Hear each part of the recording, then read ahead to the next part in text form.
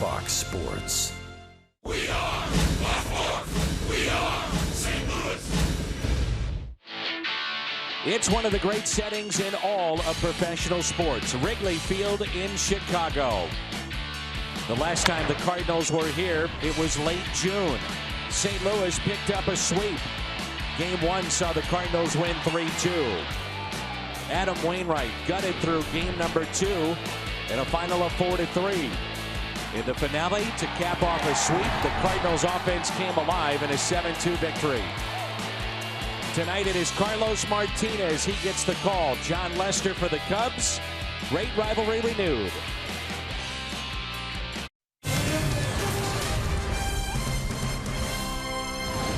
This is St. Louis Cardinals baseball. And Cardinals baseball is presented by Academy Sports and Outdoors. It's a beautiful night in Chicago and Wrigley Field. Game number 1 of a 4-game series. It's the St. Louis Cardinals and the Chicago Cubs. Jim Hayes is here. That's the Cardinals Hall of Famer, Jim Edmonds. I'm Dan McLaughlin. Welcome to Cardinals baseball. And Jimmy, the Cardinals are now 12 games back of Chicago, but yet right in the thick of things in the wild card hunt. From the Cardinals' perspective, how do you approach this series? Well, I still think you have to go out there and play like you're chasing the Cubs. If not just to prove the fact that you can play with them if you make it into the wild card and into the playoffs. And so you really just got to go out there, treat it like another series, but yet it's definitely a tone setter for things to come. Should be a fun matchup here tonight in terms of the starters. Carlos Martinez for the Cardinals. Jon Lester, very good lefty, all-star this year for Chicago. Last time we were here, it was the long ball that defined that series. The wind right now blowing out. We'll see if it continues.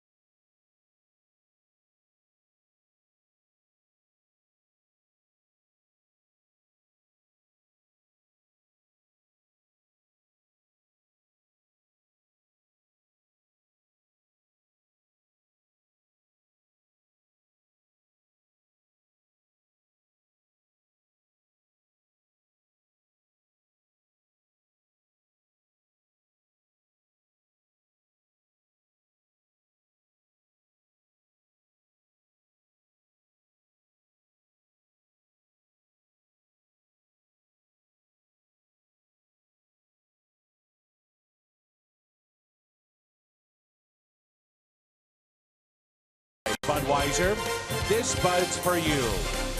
By Chevrolet, visit your local Mid-America Chevy dealer for great prices on the all-new 2016 Malibu. And by Menards, save big money at Menards on all your home improvement needs. The Windy City of Chicago. And coming over to the ballpark today, it was as windy as it could get. It is also about as muggy as it can get. It's 88 degrees. The heat index earlier here in the city was around 105, so cooling off just a bit, but still a very warm and muggy night. There's a look at Joe Maddon's second year with the Chicago Cubs on the left, Mike Matheny on the right. These two teams 1-2 in the NL Central. The lead for Chicago stands at 12 games in front of St. Louis. There's a look at Matt Carpenter. He'll lead it off and play first base again tonight, followed by Stephen Piscotty in center. Matt Holliday bats third. He's 8 for 21 with a home run off of John Lester. Brandon Moss is your cleanup man, followed by Yadier Molina, Johnny Peralta, Jed Jerko, Greg Garcia at shortstop tonight, and the pitcher is Carlos Martinez, and he'll bat ninth. Meanwhile, John Lester, 22 starts. His record stands at 12-4. And the folks getting fired up here at Wrigley Field. You've been on both sides of this rivalry, Jim Edmonds. It's one of the best in baseball. It sure is, and it's a lot of fun for everyone. It's fun for the players, fun for the fans. It's fun to sit up here and sweat with you now, watch it from a different angle. It is definitely hot, and the wind has definitely died down. Coughlin, Fowler, Hayward in the outfield. Bryant and Russell on the left side of the infield. Zobrist and Rizzo on the right side, and David Ross, who will retire after the season, is behind the plate. Around the Horn is presented by Dobbs. So it brings in Matt Carpenter. He'll lead it off for St. Louis. Carpenter loves Wrigley Field, 39 games here, and he's gotten on base over 40% of the time. First pitch of this 4-game set, fly to Dexter Fowler, and there's one away.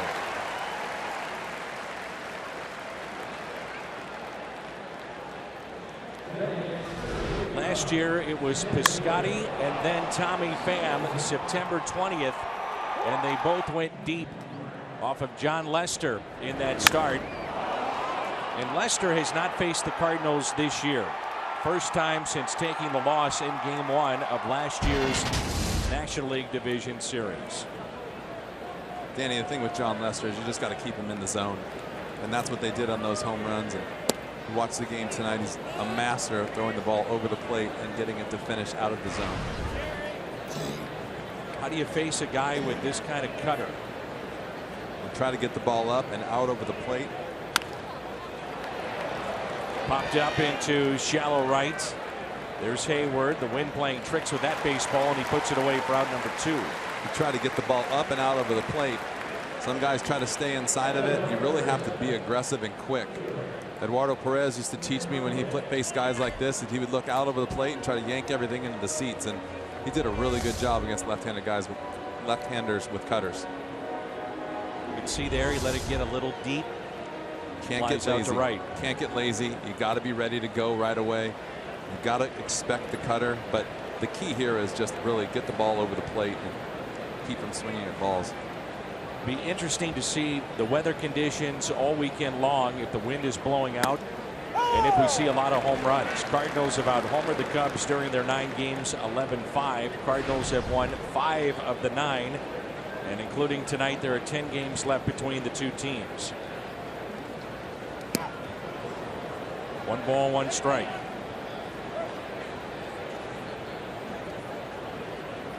But neither team has allowed many home runs. Cardinals second fewest in Major League Baseball. The Cubs 5th fewest. We'll see if that plays out this weekend. 1 ball, 1 strike, 2 outs. Nobody on for St. Louis here in the top of the first at Wrigley Field.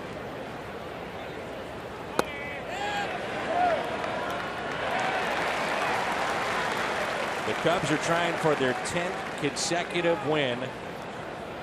It would be the first time they've done that since a 12-game winning streak in 2001. Just how well they played since the break. They've won 19 of their last 25. So the pitch arsenal there for Lester. The cutter, big pitch for him.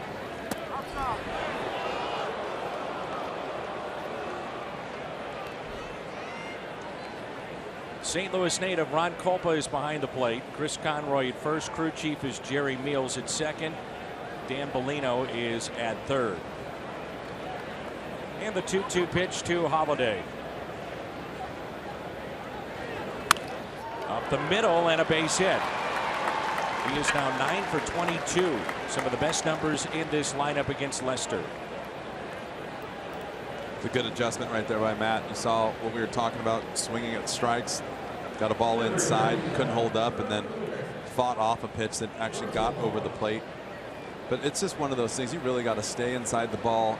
You got to make up your mind. If you're going to stay inside the ball and get the ball out over the plate and try to drive the ball to center, or like I said, you're going to dive out there and just try to yank everything that he throws.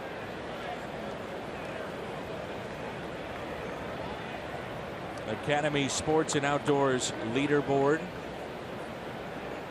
The best home record, the Chicago Cubs at 39-17. There's a swing and a miss by Brandon Moss, and the Cardinals have been the best team record-wise on the road in baseball. The Cardinals have to find a way against Jon Lester. A lefty and southpaws continue to get to the Cardinals. Their OPS is 24th in baseball against the lefties, and that'll drop in for a base hit. Holiday on his way to third, and the throw is not in time. Good job by Matt right there, taking advantage of just maybe the left fielder thinking he wasn't going to run. Takes his time. Matt just keeps on running. I wonder if Holiday deked him a little bit with this. There's the base hit, and let's take a look at Matt. I think he just realized at the last second that he wasn't charging the ball hard enough and kind of deked each other.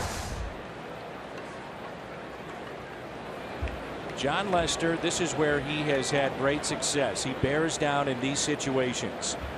Runners in scoring position and 2 outs. There's a base hit under the glove of Rizzo, off the bat of Molina. Moss on his way to third. Holiday scores, and it's 1-0 St. Louis. He had retired prior to that at bat. 83% of the hitters he had seen in that situation. Runners in scoring position, 2 outs, second best percentage in all of baseball.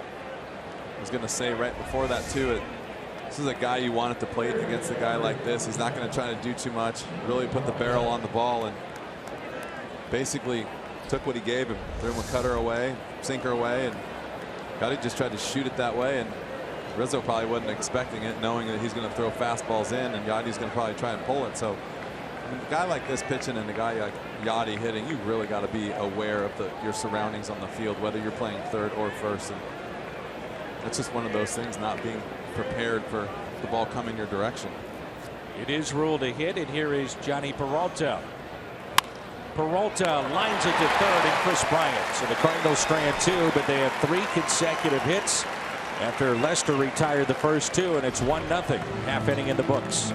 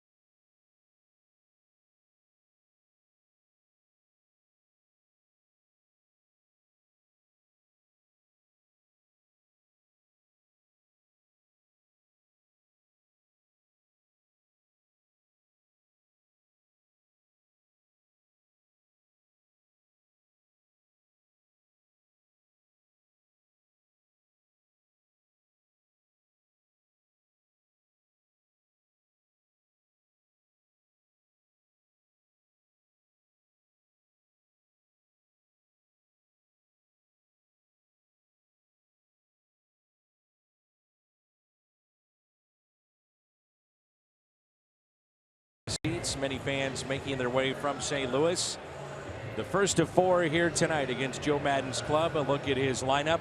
Fowler, Bryant, and Rizzo. It's a good one. Zobrist will bat cleanup. Then Addison Russell. 13th home run yesterday. Jason Hayward, Chris Coghlan, David Ross, and the pitcher John Lester. Well, Carlos Martinez lost to the Braves in his last start. He allowed a career high 7 runs in 5 innings. Gave up a pair of 3-run homers. One to Freddie Freeman, and the other was to Adonis Garcia. You may notice he has cut his hair as well. The beautiful blonde locks are gone. I don't know if you knew this, Jim, but those were not natural. The hair color? That's right. Or the length. Here's Dexter Fowler, who's reached base in 21 of his last 50 plate appearances. You know, a lot of times we say, as this guy goes, the offense goes, the team goes. That really is the case with Dexter Fowler. He's been a tremendous player this season for Chicago. He has. I think he's surprised a lot of people. A lot of people knew how good he was. You were one of them. But I think he's going to open some eyes now that he's here in Chicago. Gets a little bit more fanfare. 1 ball and 1 strike. Average at 288. So Martinez cuts his hair, and maybe it's a little luck for Carlos. Before and after. That's lined into the seats and out of play. Go ahead. I always find it interesting watching Carlos right now. First 3 pitches of the game, 90 miles an hour, then 92. Just kind of see how he goes about his business.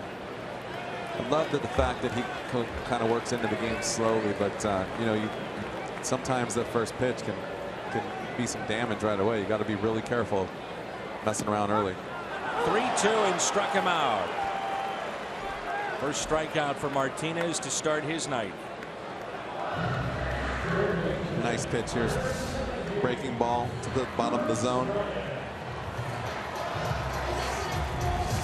So you have been in this ballpark a number of times, both as a visiting player and as a home player.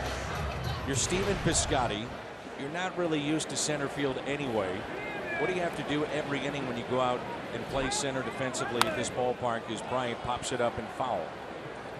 Well, I'll state the obvious, and I'm sure that that's what you're looking for. Is obviously the wind. It really is. It can swirl. It can change. You also, for me, I always wanted to see where I was in relationship with the wall, because unlike most ballparks, I wanted to know where the wall is so I could get back to it. Here I wanted to know where the wall is so I could stay away from it. 1, it's rock hard. 2, the ball bounces wherever. And 3, they're throwing beer on you if you get too close. So you gotta, it's a little hit and miss here. Good sinking action with that pitch. Changeup by Martinez. You know, we talk so much about his sinker and the slider, but his changeup is a very good pitch.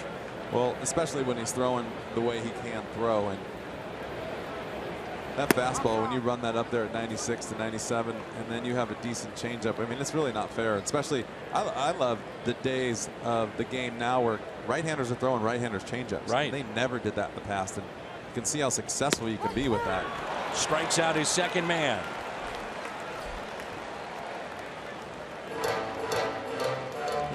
What I like right now is both times he's put away hitters, he's put it away on the black. You see right here again, on the edge of the plate, not trying to do too much yet. Breaking ball for the first strikeout, down on the corner, fastball away on the black. I mean, that's what you want to see out of Carlos Martinez. So the Cardinals are facing obviously a hot team, and this is a hot batter in their lineup. Anthony Rizzo, last 9 games hitting .324, 8 runs scored.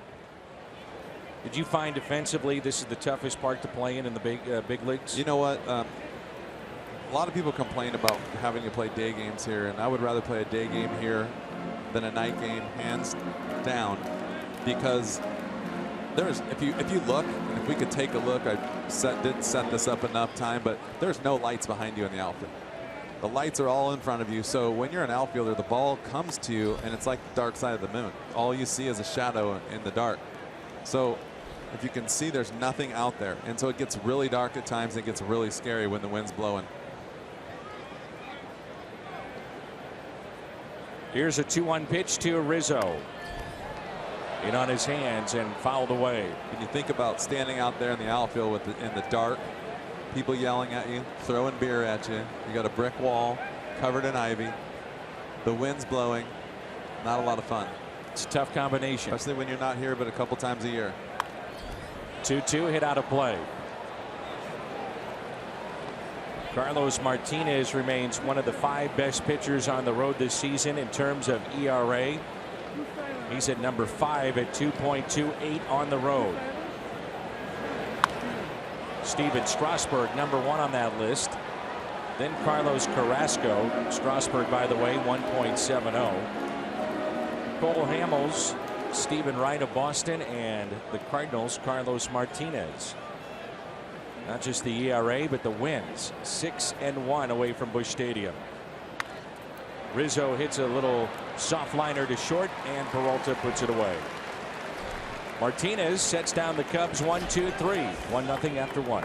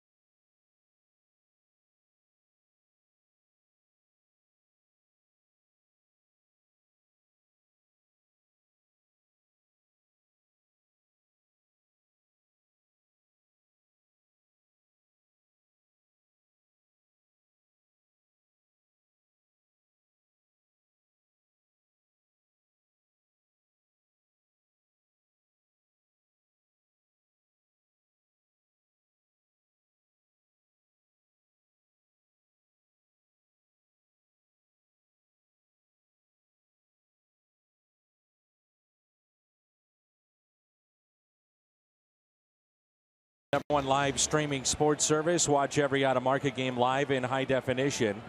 Visit MLB.tv for details.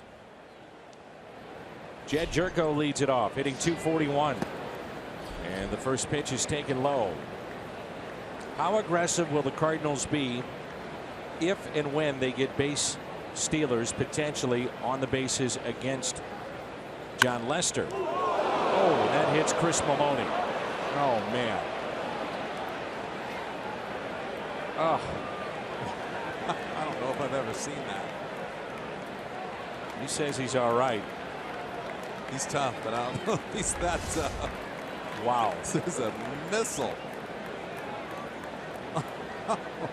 You know the toughest thing about that, right? Your first reaction is to get away from the field, and that ball is hooking away from the field, and you run right into it.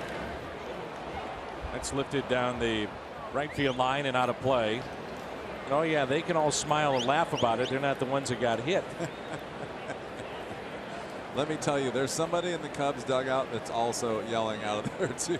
Like every one of them. He's still alive, so it's funny now. The 1-2.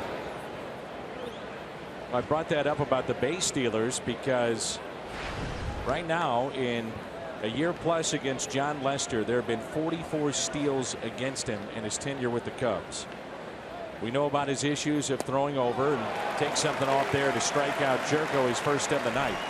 The problem is the Cardinals last in the National League in stolen bases with 26 and last in stolen base percentage at around 58%. So we'll see how it plays out. And he just does not like to throw to first base. No. So you have to take advantage of that situation, and you just have to go. There's no ifs, ands, or buts.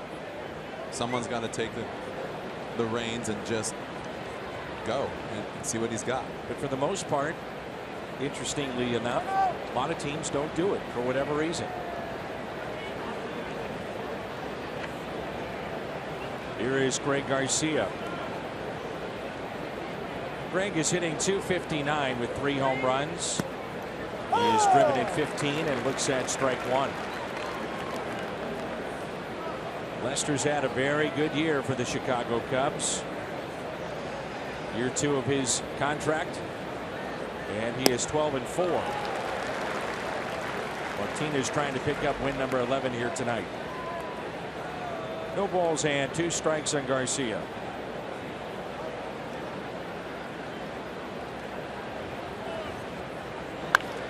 Slaps it to short, and there's Addison Russell.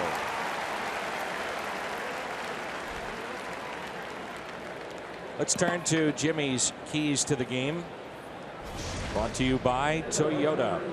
Well, obviously, Carlos Martinez giving up those 2 3-run home runs last start. Just basically get back on track. You can see first inning throwing strikes, cut his hair, little change in his everyday routine. So today, just get back on track, throw strikes, and get after it. Offensively, swing at strikes, keep the ball in the zone, get the ball up, and then get after Jon Lester. Swing and a miss by Carlos Martinez, hitting .244, no home runs, and he is driven in 4. Wind was really blowing out about a half hour ago. It's died down just a bit.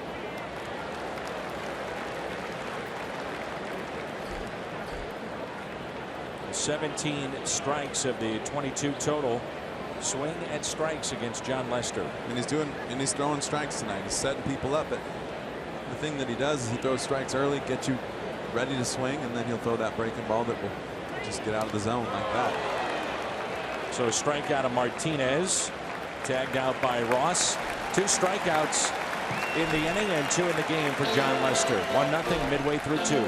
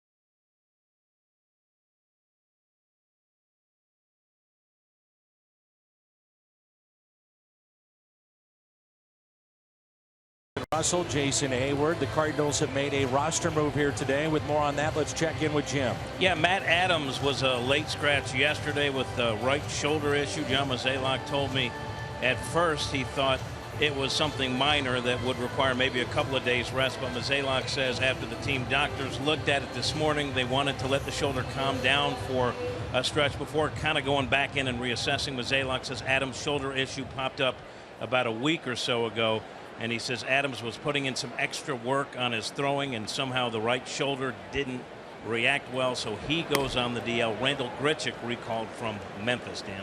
And Randal Grichuk, there you see there, has been trying to improve on some various things in the minor leagues.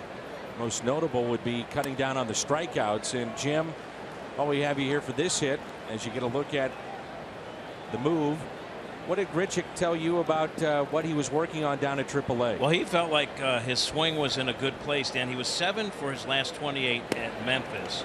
That included a 1 for 17 at the tail end, but in those 28 at bats, just the 1 strikeout. So he said the numbers were a little misleading, but he feels like he's taking much better at bats, and he's hoping that translates now that he's back with the big club, Danny.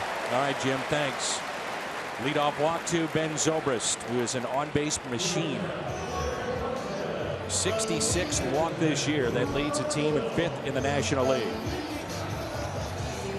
Well, what you think about with Carlos Martinez is ground balls and the potential of double plays.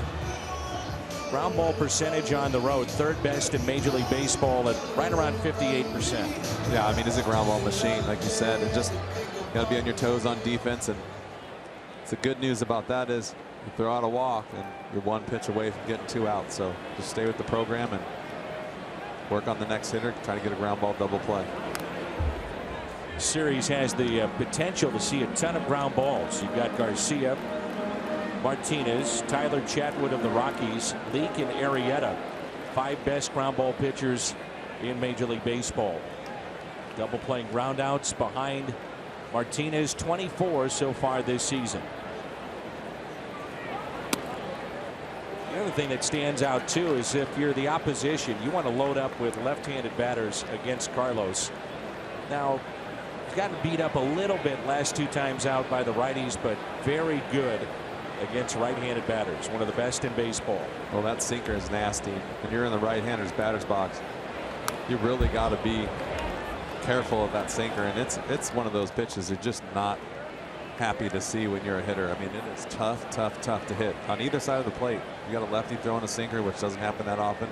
It is not a fun day for left-handed hitting, so right-handers have their hands full today. Here's a 1-2 pitch to Addison Russell, picked up from the Oakland A's. There's what you're talking about, that run and sink in on a righty. Hands down, the toughest pitch to hit righty is the sinker. I mean, it is. It's like the cutter coming at you, the sinker's running in on your hands, and you have to make that decision. We talk about it a lot, the ball in the inner half of the plate. You have to make the decision early. Sometimes you don't have enough time to wait to see where it's going to end up. 2-2.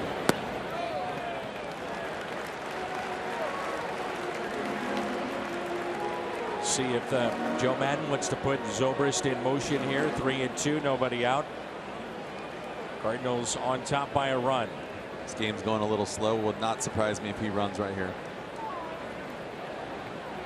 Not running, and tapped foul. Joe's the kind of guy that the game's just a little slow. Carlos is working a little slow. Not a lot of balls put in play yet.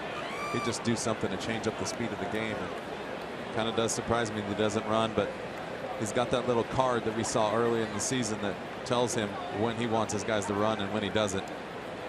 Not running, and the pitch is a foul ball. You know Joe Madden very well. You remember when we talked about that little card, then that was his card, that whatever his concoction is that favors his players or doesn't favor his players, he's got it. And a lot of times it has to do with the swing and contact percentage and the running percentage of being able to steal. So he's got something for everyone, and that's probably why he's not running. 3-2, not running again, and it is taken just a bit high. Boy, that looked to be a pretty good pitch, and Martinez does not get the call. This is the pitch we've been talking about all year, that just barely at the belt. I cannot believe the hitters don't swing at that. How that's not a strike, I don't know. So he has walked the first two here in the bottom of the second, and it brings in Jason Heyward. A tough first season here in Chicago, hitting just .227. And against the Cardinals this year, 4 for 34.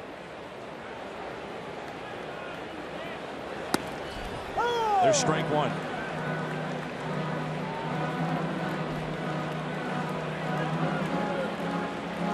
Martinez 1-1 with an ERA of just over 5 against the Cubs this year. Most recent start was all the way back on May 25th. He gave up 6 runs on 6 hits, matched up with Jake Arrieta. Double play ball. Out at second, out at first. You know, we've talked about Holiday and how hard he has hit the ball at home and hasn't had a lot to show for it. The same could be said for Jason Heyward. He has had a tough year here at Wrigley Field. A lot of hard hit balls, and that one finds the glove of Garcia. They always used to try and tell you that all those balls will even out at some point in the year. Look at that right there, the 227. I don't care who you are. They're not evening out for him right now.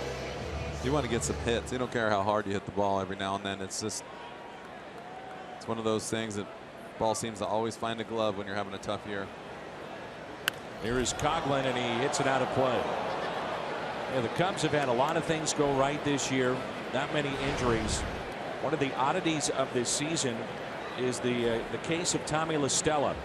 So Coghlan replaced La Stella, who was optioned then to AAA and refused to report. He said, I'm not a minor league player. I don't think I should be in the minor leagues. He was hitting .295 with a .388 on base percentage of being sent down. And Joe Maddon said, well, he kind of goes to the beat of his own drummer, so we understand it. And right now he is on the inactive list. Well, it's tough to play your way back to the big leagues when you're on the inactive list. So it'll be interesting to follow that story. Slowly hit, and Carpenter steps on the bag. So back-to-back walks, then the double play, and a ground out. Martinez out of a jam.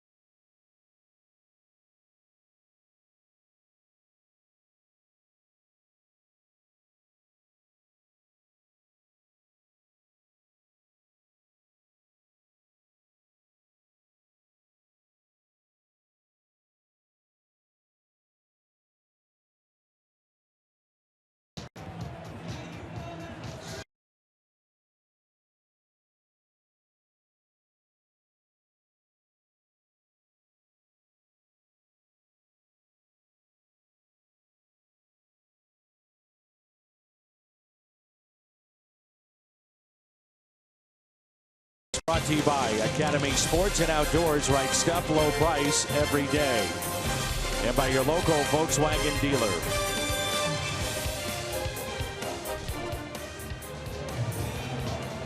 The top of the lineup, and it's Matt Carpenter.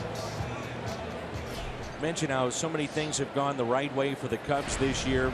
Many players having a breakout season offensively, and their starting pitching has been terrific. 2.91 ERA, which is first in all of Major League Baseball. We say the magic number for a starter, if you can get around 200 innings in a season, even if the record isn't great, you're valuable to a team because you take so much pressure off a bullpen. They've got a lot of starters going in that direction, including Jon Lester. Well, there's so many other stats and categories for a starting pitcher, and that's one of them. I mean, getting deep into the game and just keeping your team in the game. I mean, you don't have you could be 500 and you could be the best pitcher on the team because you go out there and you give your team 7 innings a lot of times and keep your ERA down. I mean, you're as valuable as anyone. Carpenter with a fly ball into right center. There is Hayward. Jake Arrieta checks in at 142 in the third innings. Lester started tonight right around 135. There's the lowest home ERA. Hendricks, then Kershaw and Bumgarner, Jake Arrieta, Jacob deGrom, and Jon Lester. So not only pitching well in total, but also here at home. There's a look at Hendricks. Lester said he prides himself in getting to 200 innings. That's something he's done 7 of the last 8 years. And kind of defining the player that you were just talking about, I think of Jeff Suppan. Yep. Took the ball every 5th day, gave you innings. And like I said, the ERA was important to him. The win losses, those you really can't control. Those things kind of just happen. Obviously, you stay in the game. The longer you stay in the game, the better the odds are of getting a win. But really, the innings and the ERA are what you're really looking at, I think. And I mean, I'll take, like I said, I'll take a 500 pitcher with the 3 ERA and a guy that goes out there and gives you 200 innings. Strike to Piscotty. Best numbers average-wise in this lineup against lefties this year. Came in at a .336 average.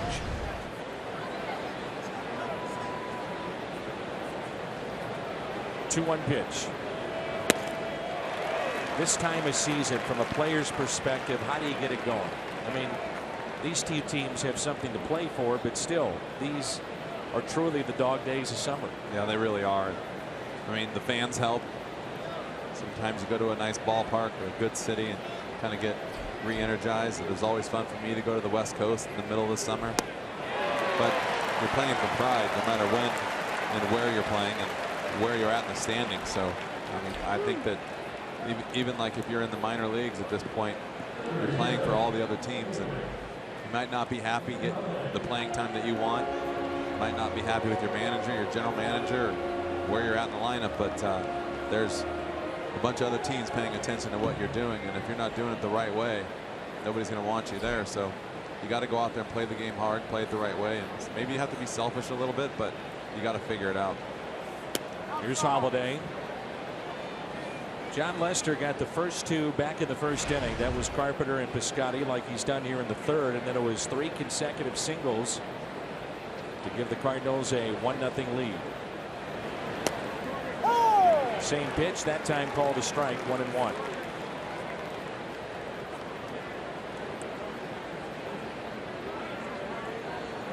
Both the Cardinals and the Cubs set a goal for their starters to reach 1,000 innings combined. And both these teams appear to be on pace to accomplish that feat. The trickle-down effect for a bullpen is huge over the course of 6 months. Well, you think about that. If you're even conscious of that, that is a great thing to be aware of. It's just like when the guys that I played with, pitchers, they were conscious of trying to get out there and taking even a simple thing as an at-bat, trying to get the pitcher to throw 5 pitches. That's something that they pride themselves on. They always pride themselves on going out there and having a quality start, but those other little things help a team out too. So, you know, any way you can help, especially if you're aware of the situation, you're going to make a team better. 2 balls, 2 strikes on Holiday. Hits it sharply to third. Backhanded by Bryant. Strong throw and a 1-2-3 inning for Lester. He is set down 7 in a row. Cardinals on top by a run.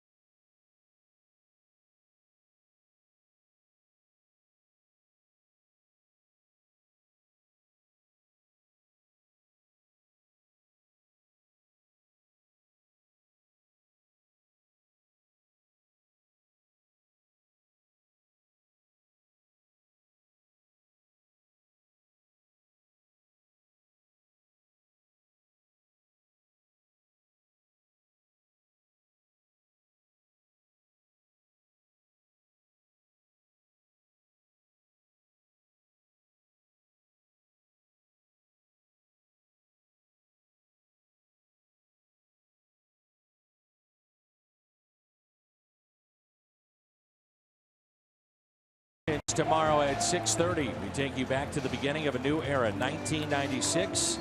Brought to you by your Mid-America Chevy dealers. That's tomorrow at 6:30 on Fox Sports Midwest.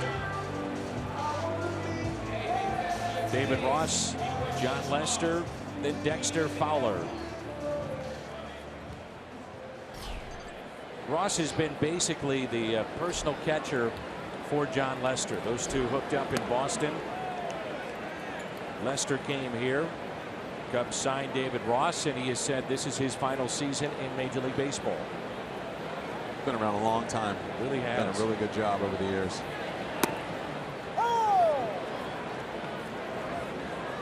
One ball, one strike. He was on the Red Sox championship team against the Cardinals in 2013. Not a bad place to end your career. Really good team. Nice city. You came here. What A lot were of your improvements at the thoughts? ballpark. You know, what did you think when you came to Wrigley? And I'll tell you what, Chicago Cubs? I really, it was a pleasant surprise. I wasn't a big fan, like I said. Being a visitor here is tough. You're only here 3 or 4 days. The wind's blowing. You got a night game, especially for me as an outfielder. Fans are tough. It's close. It's a different look as a hitter.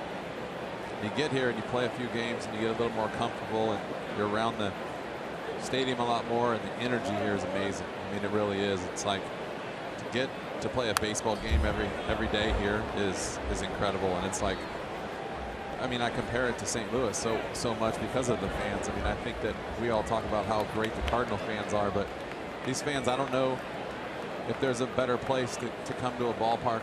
You get here at 10:30 in the morning. There's people in the stands. They're having fun. You can the noise. I don't know if you can hear it right now. Like what you hear is just noise, and it's just an energetic noise that when you run out on the field, you can feel it, and it's a lot of fun. It does take some time to get used to it, but it was a pleasant surprise and had a lot of fun here. 2-2 the count on Ross. Ground ball that's hit to short, taken there by Greg Garcia. One away.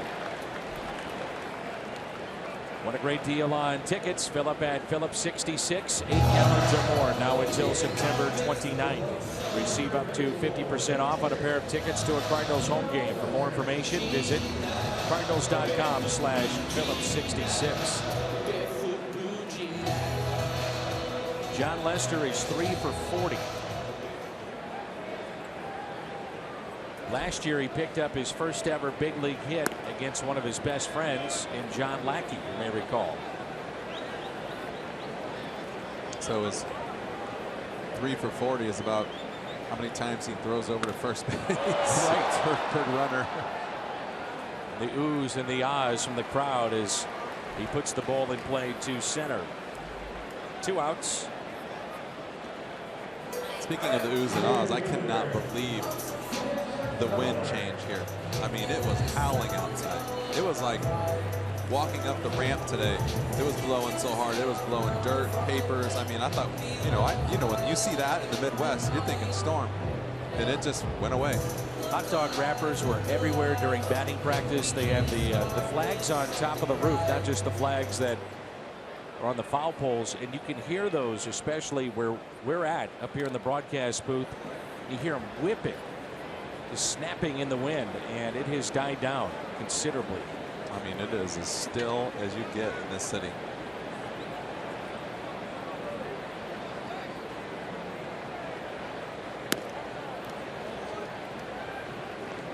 One ball, 1 strike. Dexter Fowler. This has been his best side in terms of power. 7 of his 9 home runs hit from this side of the plate. Average, though, better on the right side at .315.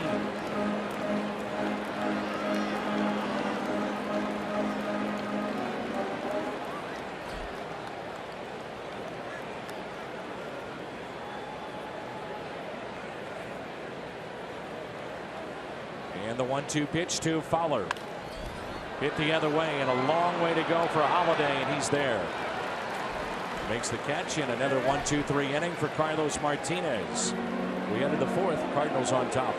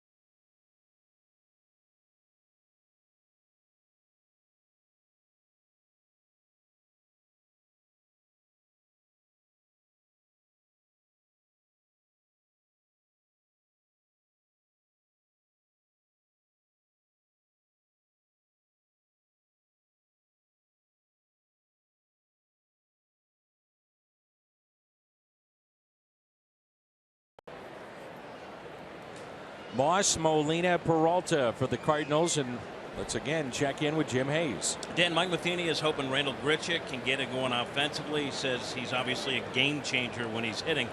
But Matheny admits Grichuk needs to build off what he was doing in Memphis in terms of cutting down on his strikeouts. Mike told me, referring to Grichuk at Memphis, quote, as soon as he walks out there, as soon as he gets in the box, it looked like a different swing than we're seeing up here.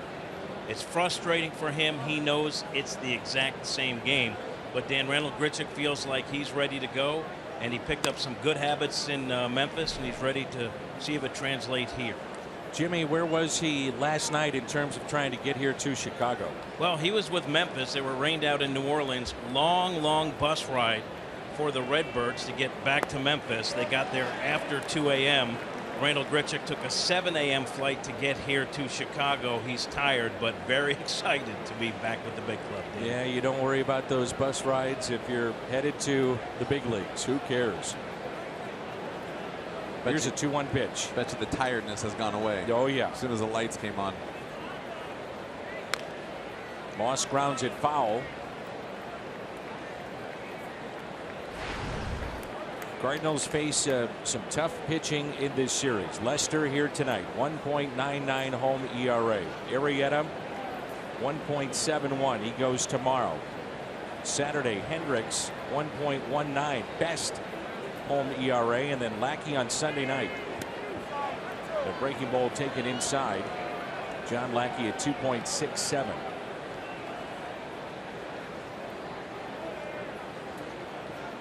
Last start for Lester, he defeated the Oakland A's, his former team.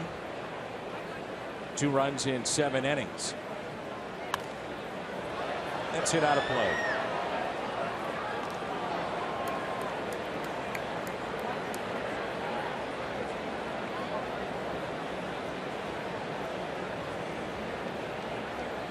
Those foul balls give you a split second to look around in the stands, and you see some interesting things every now and then. I think you saw some things down there. You see some things up here too. Quite a different view. Strike out of Moss, and he knew it. 4 tonight for Lester. 6 is a serious number and on the run. Cardinals score 6. Any size drink, just 50 cents the next day. That's coffee fountain or frozen drinks. When they score, you pour at your nearest on the run. You earned it.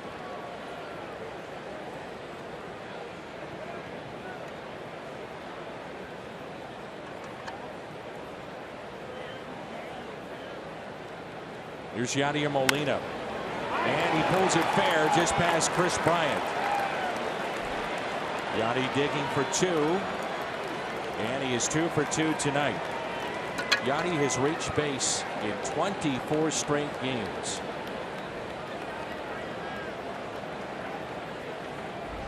Yadi's key tonight is literally ready for the first pitch. You can see in the first at bat, kind of just got a fastball away, a little weak ground ball down the right field line, and this time he's on top of a fastball and yanks it down the third base line. I think that, like I said earlier in the game, I think the key to hitting against Jon Lester is swing at strikes, but apparently swing early in the count at the strikes and be super aggressive. 1 out runner at second base. Here's Johnny Peralta. Peralta with home run number 200 in last night's game, the 16th player in Cardinals history wearing a St. Louis uniform to hit number 200. The last to do it, Matt Holliday, back in 2011. Modest 6-game hitting streak on the line here tonight.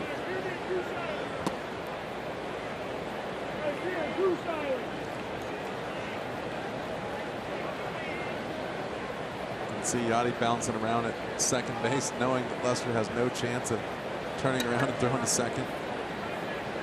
Go ahead and go now.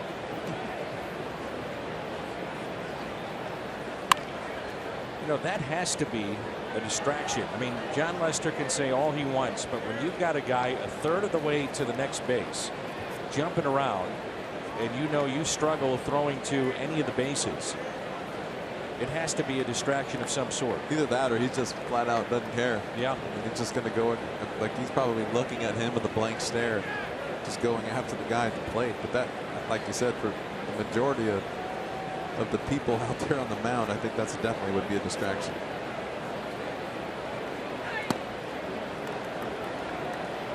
Yadi looks like he's out there playing Little League. He really does. Going back and forth. Good for him.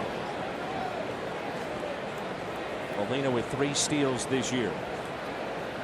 Yadi's trying to do what we talked about with Billy Hamilton. If Yadi catches him and leaning, he picks it, he's going. If he gets flat-footed and he's going to stop him, he'll go back to second. It's the biggest lead I think I've ever seen Molina take. And then the secondary lead, he's halfway to third. And the middle infielders don't even try to come back and They're forth. not even moving. It's a good shot of it right there, how much room Yadi has.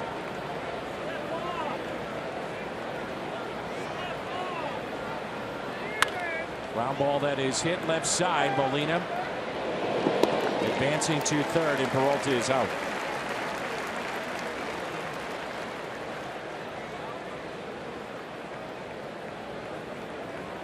Brings in Jerko, who struck out his first time up.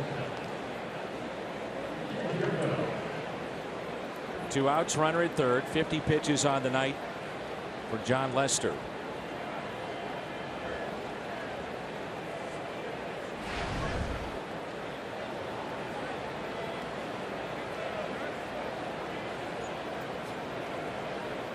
Especially with a lefty on the mound. Back to third base. Molina can get well down the line.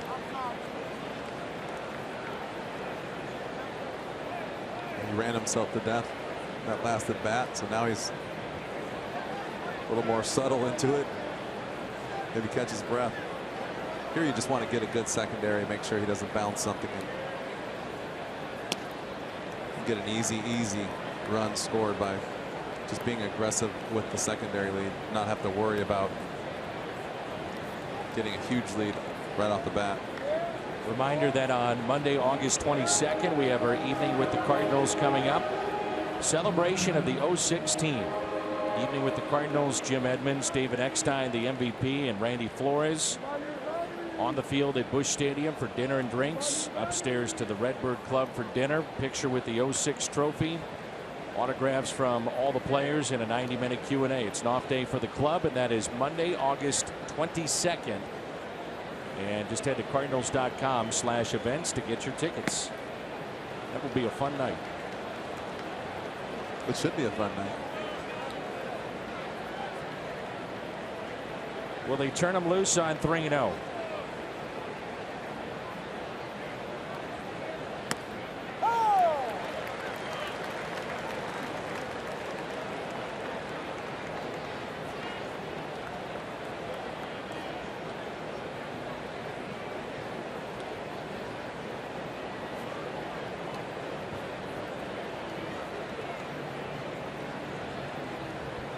Three-one pitch. And he walked him. First walk issued by Lester.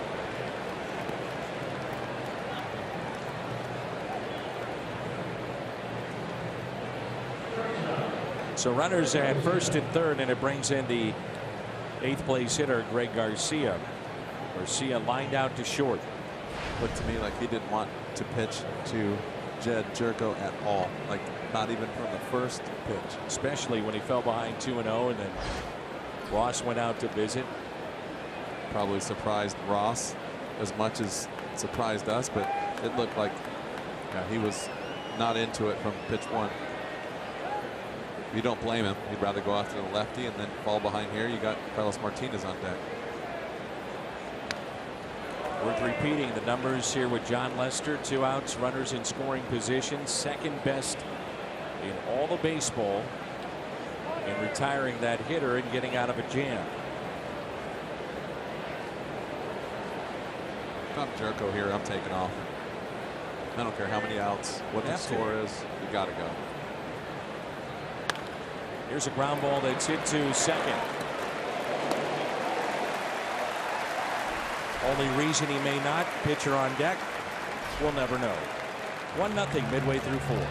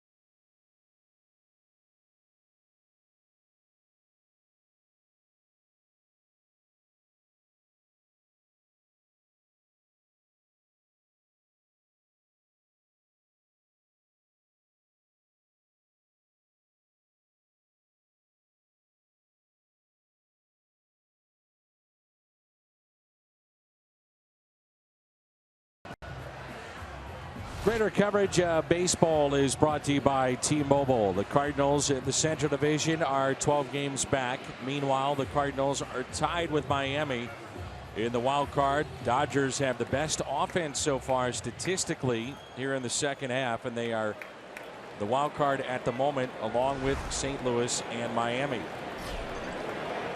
Here is Chris Bryant.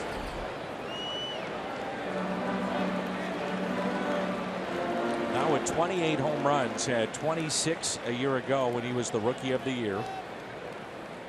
Leads the league in runs scored with 85. 2 balls and no strikes. Struck out looking his first time up. Rizzo on deck, and then Ben Zobrist.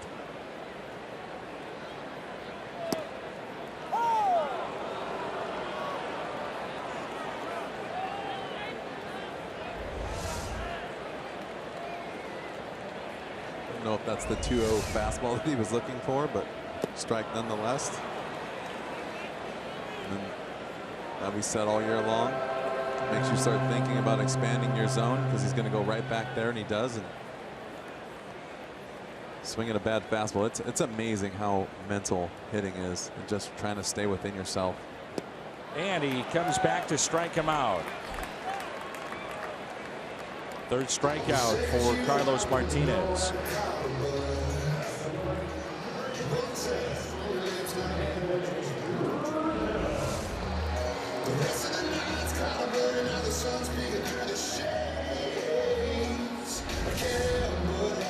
Brings in the always dangerous Anthony Rizzo. 81 he has driven in this season, 4th most in the National League. Nolan Arenado, third baseman of the Rockies, with 91. And that is a fair ball down into the corner. It stays in the ivy. Rizzo thinking through. They could get him. Throw to third is not in time. A triple for Anthony Rizzo.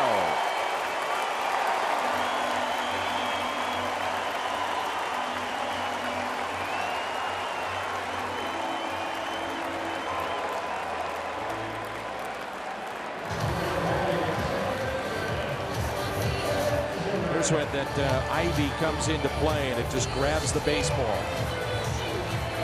Ball's bouncing around all over the place. Gets moss all over it, running after it, and then hits the ivy and just stops dead. If that ball doesn't hit him, though, I think he's out. That's a tough throw coming from that corner, trying to get a guy at third. Zobrist with the infield in, and a ground ball to Jerko for a key out, number 2 in this inning. Boy, that is big.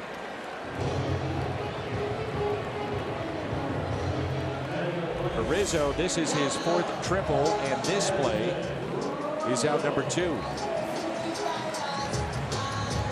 It's a big out, like you said. I mean, that's a big quick out too. It's been Zobrist, the cleanup hitter in this lineup tonight, and now it's Addison Russell who has walked.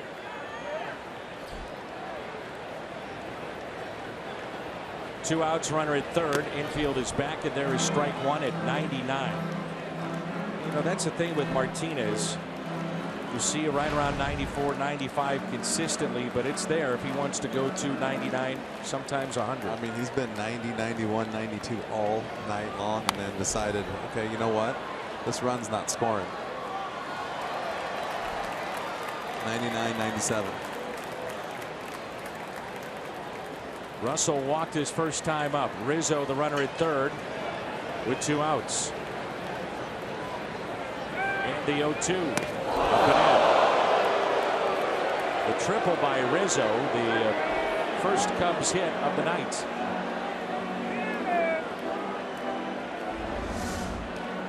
You see Yachty trying to get the ball outside, but it's a thing when you play with your wind up a little bit, and then you try to step on it a little bit, and pump up, you lose control really quickly.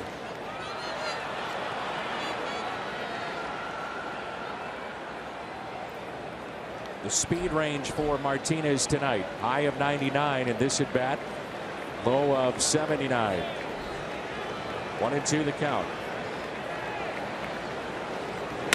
And a ground ball hit left side. Peralta makes the play as he gets Addison Russell. Good work again by Martinez to pitch out of trouble. Keeps the Cardinals on top.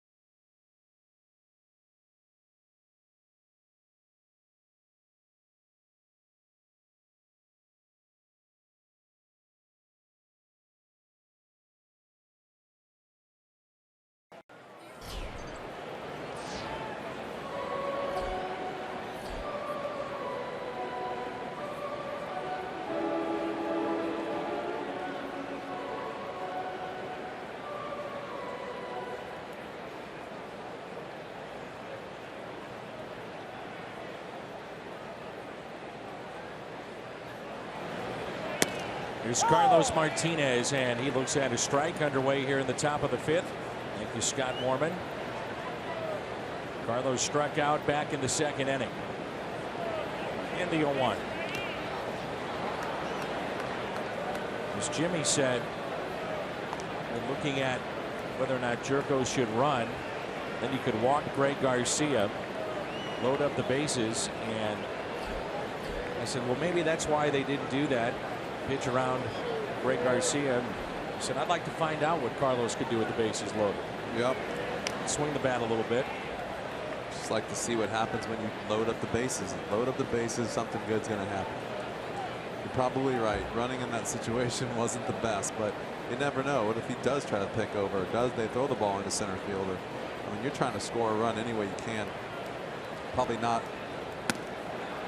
the best baseball move, but some days you got to try whatever you can try. And in this particular case, you could see Carlos trying to bunt his way on. Let Lester field his position. Make that throw.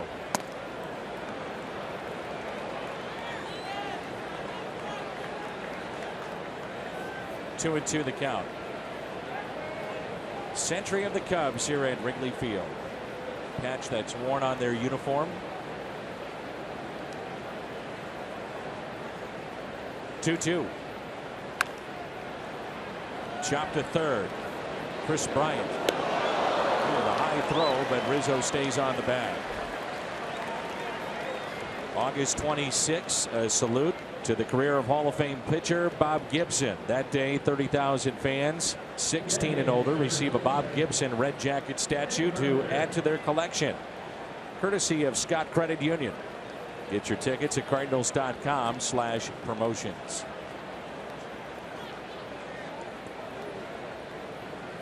Brings in Matt Carpenter. Carpenter with just 4 hits and 29 at bats this year against the Cubs.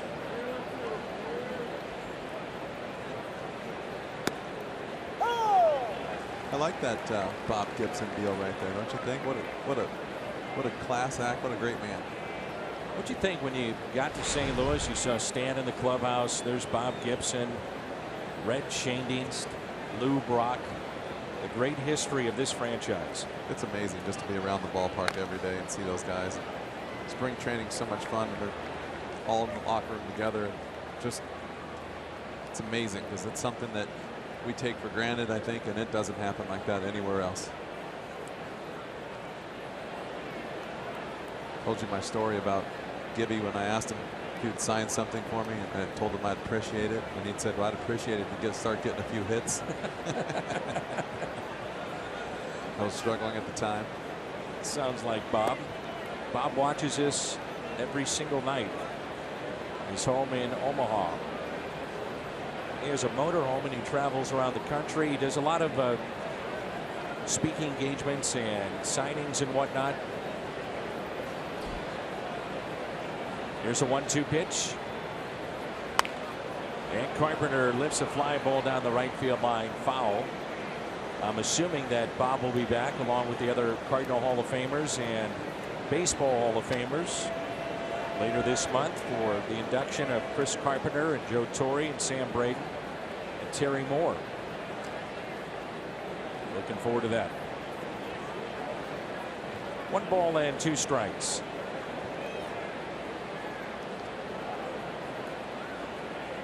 Fly to center, flied out to right. And now he strikes out. Number 5 tonight for Jon Lester. So the Cubs very good at home. The Cardinals in our Kia in the driver's seat, the best in baseball on the road. 32-21 and so many road games remaining. Maybe it's the right thing for the Cardinals to be on the road as opposed to Busch Stadium. It's hard to say that in the middle of August. This team should be a lot better at Busch Stadium, but they have not been this year. Well, it depends on what cities you're visiting also in August, where you might want to stay on the road a little bit, get a break from the heat, visit a couple of West Coast stadiums, a couple of northern teams, maybe a dome here and there, but definitely the dog days in summer in St. Louis. Told by our good friend Dick Sitzman that Bob Gibson will be there for the Cardinals Hall of Fame event coming up in late August. No doubt. 2 outs and nobody on, and the 1-1 pitch to Piscotty, and he hits it out of play. Steven has flied out to right. He is struck out. Cardinals with 4 hits tonight. They've received 1 walk. And 3 of those 4 hits came back in the first, 3 in a row. Outfield is straight away.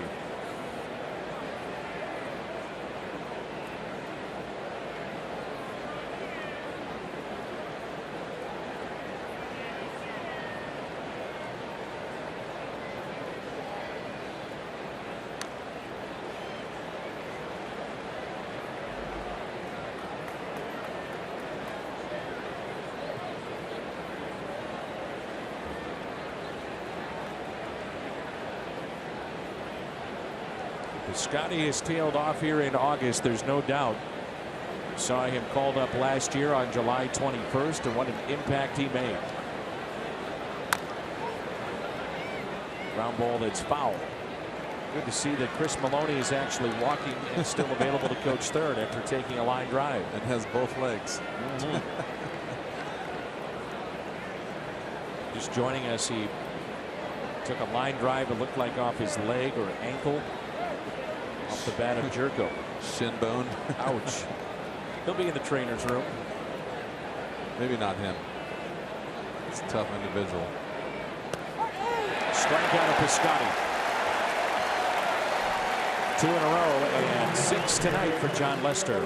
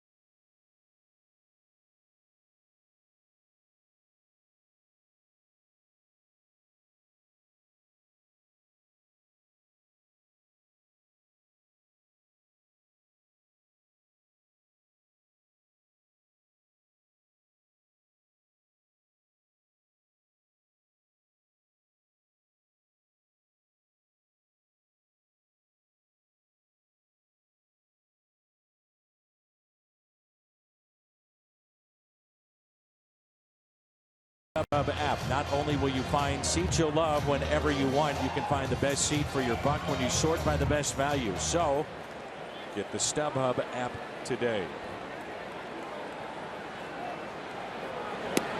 Here's Jason Hayward. And he has been hearing it from the crowd here in Chicago. Last time up, runners at first and second, nobody out, grounded into a 4-6-3 double play. After the first two had been walked, then Coghlan grounded out. That ended the threat. Cubs also had a runner at third, only one out, could not bring him in. And the 0-2 pitch.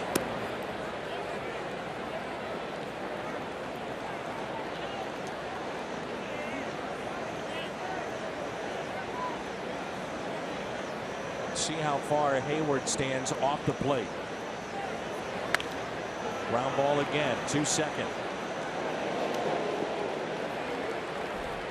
Some of the moans and groans of this home crowd here at Wrigley Field. Like you said, he's been hitting the ball, but hitting the ball hard, but doesn't do anything for you at the end of the day. Brings in Coghlan. He spent 51 games this year with the A's and then was reacquired by Chicago. So you're coming through the ranks of the Angels at the time, and Joe Maddon is where at that time? When I first got drafted, he was the basically the on-field minor league coordinator, or no, started as the hitting coordinator, roving hitting instructor for all of the minor leagues, and then became the, I think, the minor league director slash field in charge of everyone, and then he worked his way up to being our bench coach. But I just enjoyed him. I just enjoyed the way he went about his daily routine. Made it fun for everyone. When he'd come into town as a hitting instructor, he would have some kind of games for everyone. He would have a contest for whoever had the best weekend series when he was in town. He made t-shirts up. Just to break up the monotony of things after the walk here of Coghlan. Just to break it up, keep it fresh.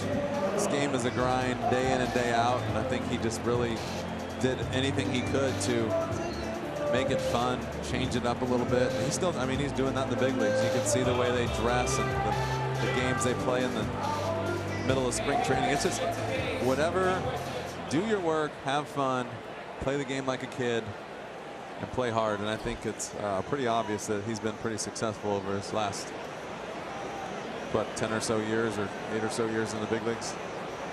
And David Ross had a good run at Tampa Bay, took them to the World Series, and trying to do that here with Chicago. There's a strike on the 8th place hitter. Sometimes you'll hear from players that don't necessarily respect the manager if he didn't play in the big leagues. You never hear that with Joe Maddon. Great Never. respect for him. Never. Everyone, I mean, I think that the greatest thing that you can do as a leader is just be true to yourself and be respectful of your players. And even though you have to be the father figure and the boss, you can still do it with respect and dignity. And I think that's one of the things that he's the best at. I think that's why he gets so much out of his players.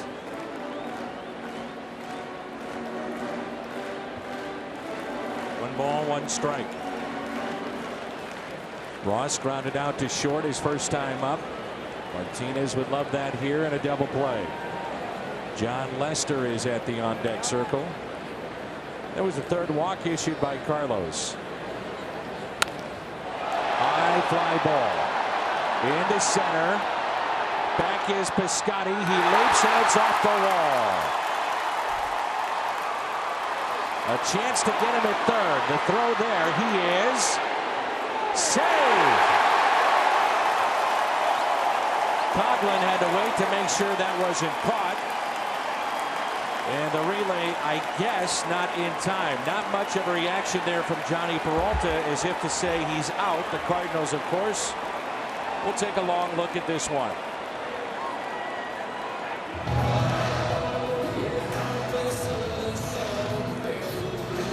It's an interesting play right here. I don't know where that hit the edge of the fence, and Johnny Peralta didn't even look like he was in a hurry to tag it. See, that must have hit the line right there perfectly. He catches this ball and doesn't, he can't get it. He didn't have it in his glove. Yeah, it's not in the glove.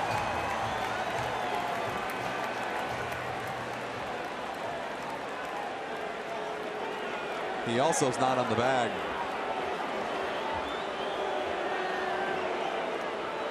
Oh, he's safe. Safe. And Ron Kolpa is telling the Cardinals, let's go, make a decision.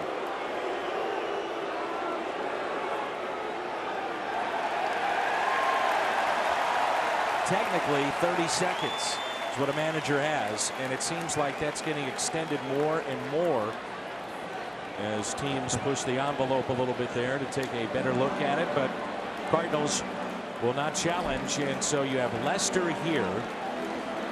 He is a pretty good bunter. 7 sacrifices this season. The infield is in, and it's a double for Ross. Coghlan, your runner at third base.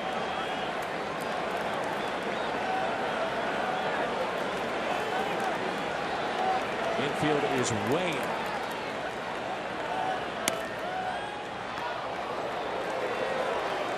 You can see why I said about playing here. It takes one double to get this crowd riled up. Oh, yeah. One double. Get a guy in scoring position and the place is going nuts. They're just waiting to erupt.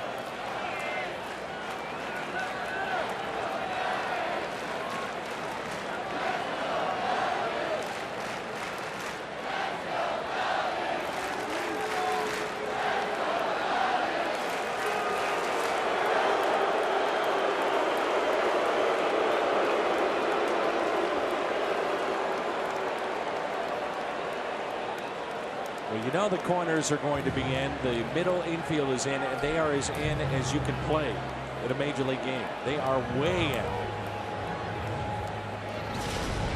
Carlos Martinez has pitched out of trouble a couple of times. That's the double play off the bat of Hayward following 2 walks, nobody out. Runner at third and only 1 out. Ben Zobrist, the cleanup man, couldn't bring him in. And neither could Addison Russell. Trying to pitch out of trouble here again. Second and third. And the 1-0 pitch. Strike 1.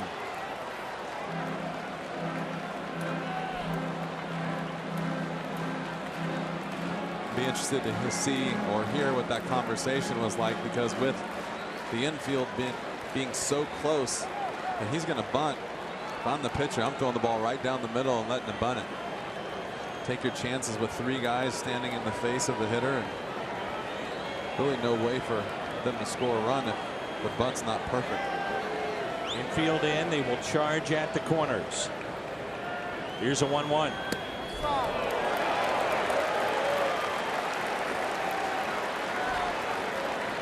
Earlier this year, matter of fact, a couple of weeks ago on Sunday Night Baseball, it was John Lester with the game-winning RBI. They had run out of position players.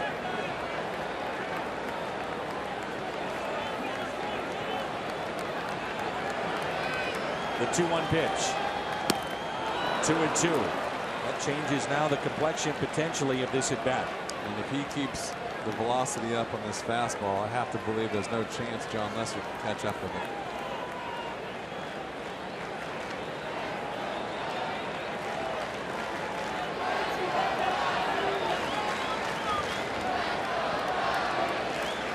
The 2-2 showing bunt, gets it down. Martinez has a play, and there is the out with the tag. Martinez showing off the athleticism. Ridiculous athleticism right there. I was worried he was just going to shovel it up there with his glove, and just went and took it all by himself and cut the runner off going to home. That's impressive play right there, especially as the second part of that play was him not wheeling and firing the ball to someone else, getting too excited about trying to get another runner.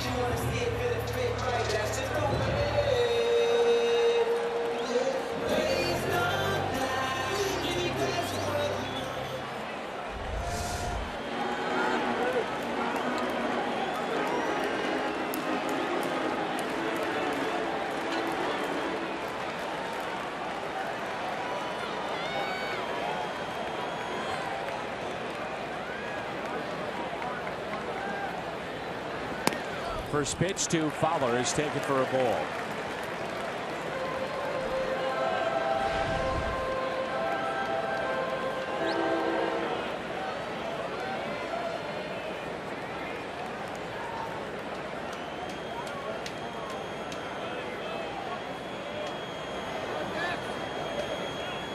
Here's a 1-0. Pitch at 97 on the outside corner.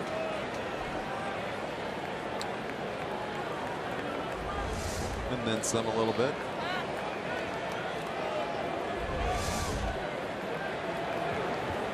Got a nice big zone tonight to work with if you're Carlos Martinez and John Lester. Here's a 1-1 pitch to Fowler, who is 0 for 2. Martinez dropping down to a knee. Sometimes in these situations, you'll see him fall off to that first base side, and you'd rather see him have that control that we talked about at the beginning of the game. Well, that's when I think he kind of tries to help it a little bit instead of just relying on how good his stuff is. Like that. That's an amazing changeup right there. 87 miles an hour. Great depth. Look at the change of speeds and the bottom of the zone. I mean, when you're looking for 97, you know he's fired up. That's 87 changeup. It's tough to do anything with. 2-2 the count. Runners at first and third with 2 outs, and the Cardinals on top by a run. Taken high at 99.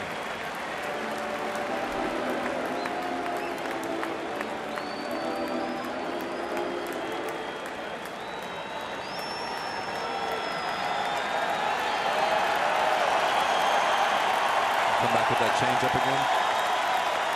3-2. Hit out of play.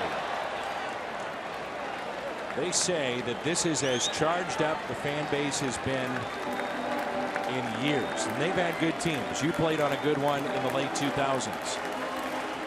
But Chicago has come in having won 9 in a row, 71-41 their record. On their feet here at Wrigley. 3-2. Soft liner and caught. Martinez gets out of the jam. Don't hurt yourself, Carlos. 1-0 St. Louis.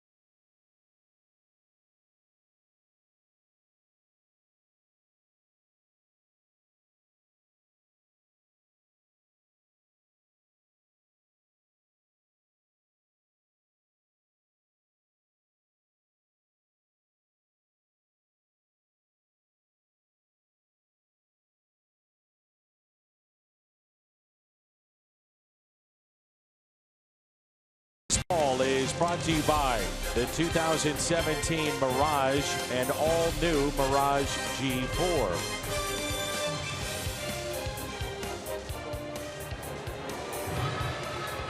Holiday, Moss, and Molina coming up. It's 1-0 St. Louis here in the top of the 6th.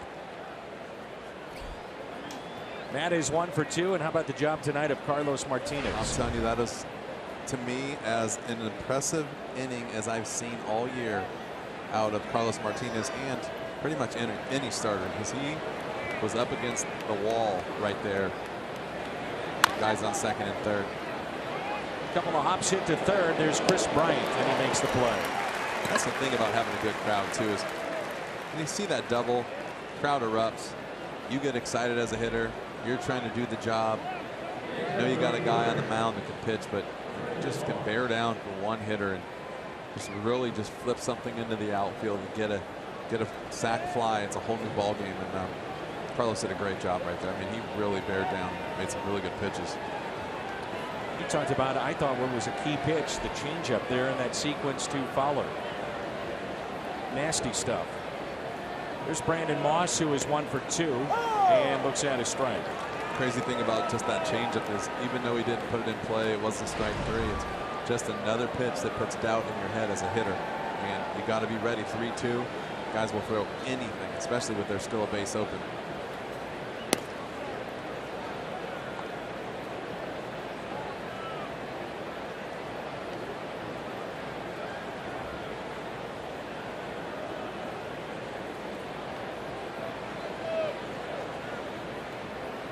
Here's a 1-1.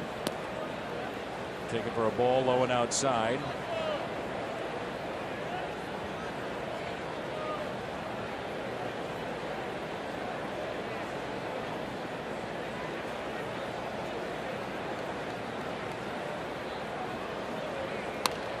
That is driven out to right center.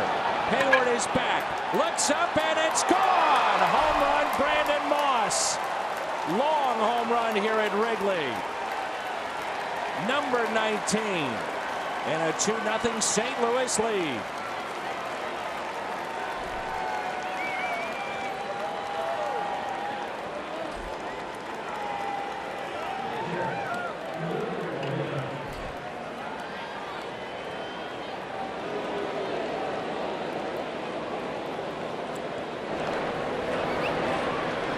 That is a bomb.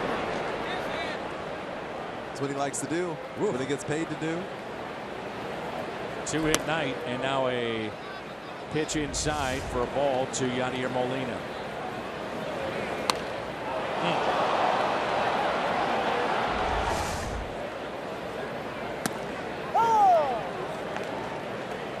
19th home run that John Lester has allowed this year.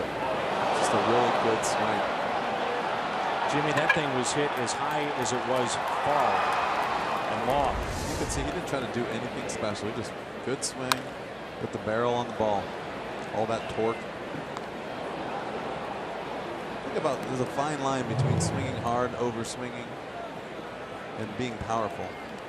Just a couple times the last couple nights, guys are really over swinging, kind of lose your vision. Swing into the seats. Swing that hard, you don't really get a good chance and see the pitch and kind of predetermine what you want to do and swing pitches that are in the dirt or chase fastballs like I used to. But you see Brandon Moss's swing is under control, very confident hitter, and it's fun to watch when he puts it all together. That's fouled back just below the press box here at Wrigley Field.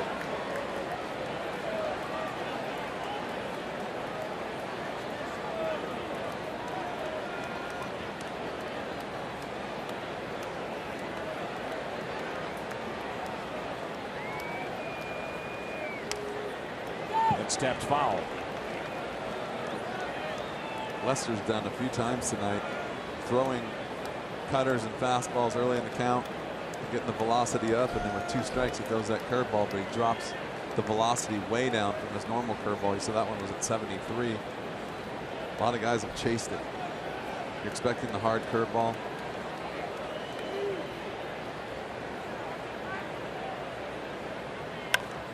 Goes down to get it, and a fly ball into shallow center. That's Fowler, and he makes the catch. Power Stats brought to you by Kubota.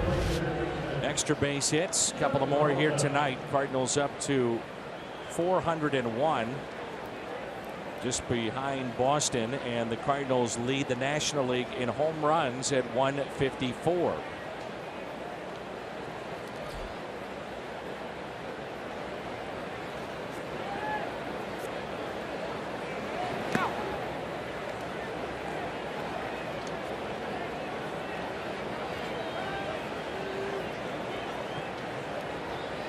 Two outs and nobody on. 2-0 Cardinals here in the top of the 6th. Johnny Peralta 0 for 2. Lined out, grounded out. Looks at a strike, 1-1. Like I said, strike zone tonight, really, really good for the pitching staff. They know to go around the edges, a little off the edges. Makes it tough on the hitters.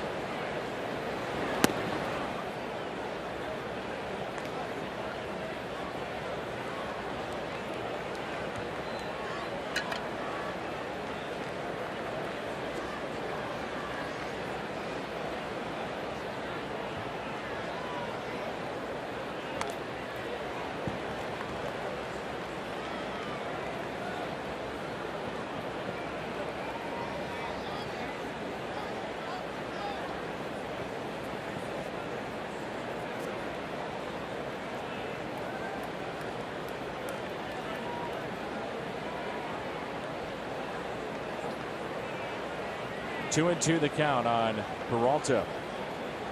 2-0 Cardinals here in the top of the 6th. Hits a fly ball out to left. There's Coghlan, and he makes the catch. Cardinals pick up a solo home run off the bat of Moss. A no-doubter here at Wrigley. Moss is up to 19. Cardinals up to a 2-run lead.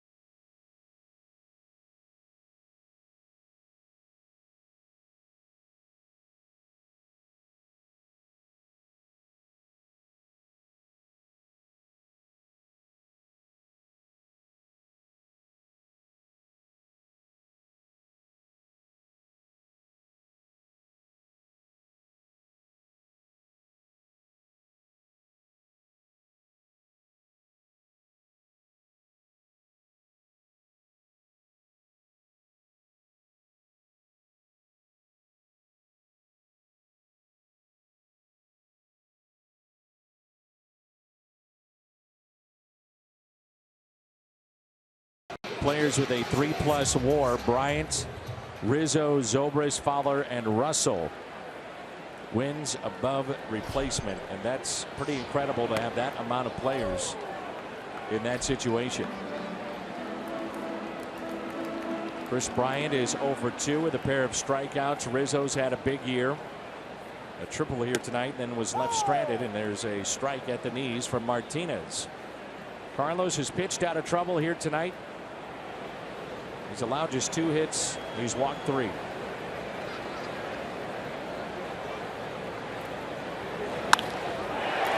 hit into left center. Hustling out of the batter's box. We'll stop there, and a strong throw back in by Piscotty.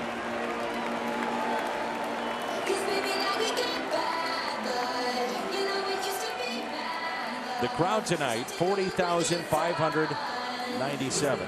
40597.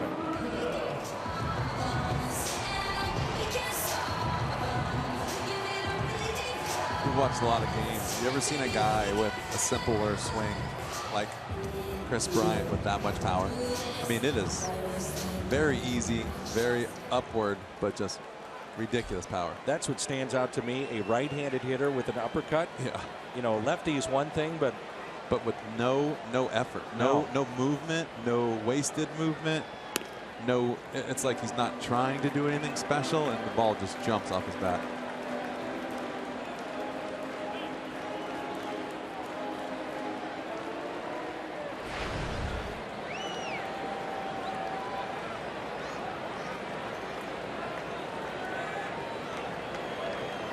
Martinez would love another double play. Rizzo looks at a ball inside. 2-0. Pitch count at 88 for Carlos Martinez. He is due up third for the Cardinals, looking ahead to the 7th. But an uppercut from a righty is just unique. You just don't see that. Lefty, for instance, yourself, hit with that uppercut. You know what's funny is I think he's even more drastic than I was. No doubt. I agree. And he's a really good hitter. Almost looks like he's not striding. He's just not moving. He just throws his hands at the ball. And the good thing about that is he's so strong that he can do that, get away with it, but it creates him from having to do too much to get to the ball, so he's not swinging at bad pitches. He can keep the bat on the ball and just make it a lot easier on him. 2-1 pitch. Into center. Piscotty coming on. Tried to duke Bryant. It drops in for a hit. Back-to-back singles, and the Cubs have something going here in the bottom of the 6th.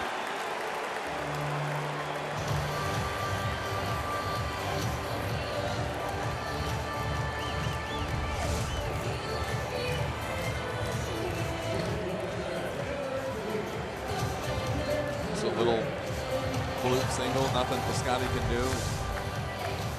Got to be playing a little deep with Rizzo hitting, but this is what you got to stop right now. If you want a chance to win this game, he's got to go back to that battle mode and work on a ground ball or a strikeout right here and keep them off balance, get an out, shut them down.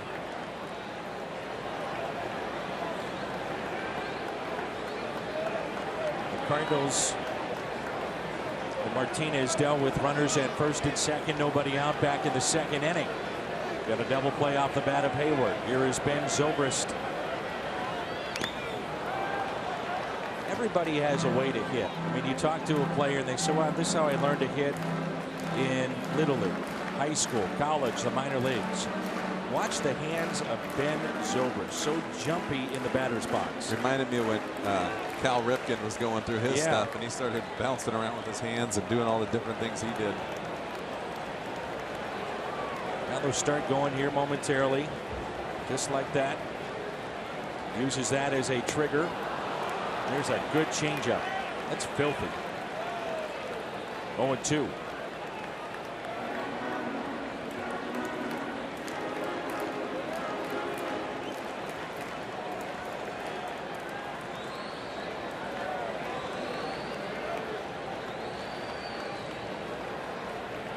No balls and 2 strikes. And he struck him out with back-to-back changeups.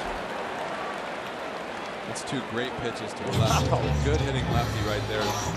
Changeups, you know, the changeups right there that he threw were middle in a little bit. They're trying to go away, but I think as a hitter, maybe not so much middle in, but as a hitter, when you see something middle or kind of middle in or middle, you really think it's going to be a fastball no matter what. Your eyes can deceive you. Trying to get out in front of it. Great changeup back-to-back right there. You don't see that very often. 57th time that Zobrist has struck out. He walks, puts the ball in play more times than not. Here's the 0-1 now to Addison Russell. Fastball doesn't get the call. You can see Martinez has a little extra jump right now.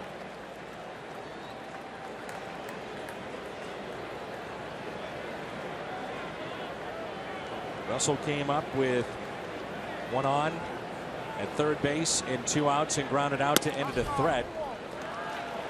Doesn't get the call there either. Little outside.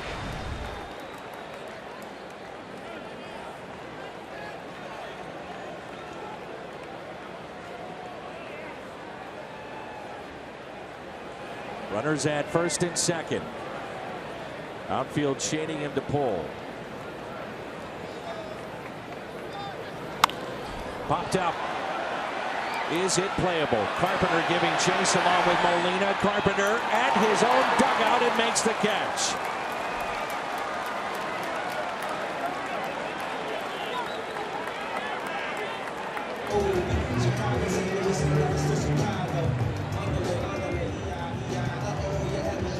It's a nice play by Carp right here. He's got a long way to run. You run that far, you forget where you're at. You see him look down again, and then right in the glove. The thing that makes that so tough is not that you're running that far and not that you're looking for the dugout when you're running. Taking your eye off the ball, it's up there. It's way up there in the dark. And sometimes you think it's coming down in one spot, you look back up and it's coming back in a different spot. It moves a little in the wind. Overrun it. Overrun it. Seen that plenty. Now Hayward. And the first pitch taken low. Bounced into a 4-6-3 double play with 2 runners on in the second. Grounded out to second, and he's 0 for 2 tonight. And again, Carlos Martinez trying to pitch out of trouble.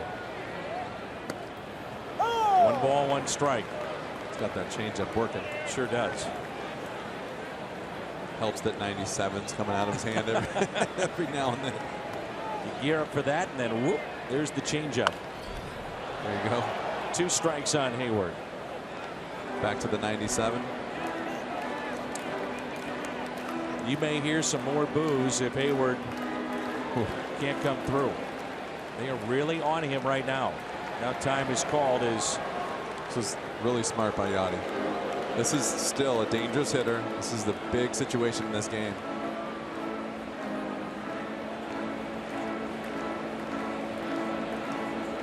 Did you always feel when you went and faced your former team they had the advantage on you because they knew you so well? I didn't really think about that, but I think what you can do is you can psych yourself out. Yeah, I think you said the one of the key words is you think, and you think too much. And you know that they're going to pitch you in. You try to maybe get out in front, and then the whole idea is it's a simple game. You throw the fastball in to get him sped up, and then you throw the breaking ball away. And then all of a sudden you've made the game so much more difficult because you think that they're trying to do something. But yeah, it kind of had me guessing a few times, but it's the way the game is. Yep. It's Chris Bryant. He's at second base. Rizzo is at first. 1-2 the count on Jason Hayward. The next to him.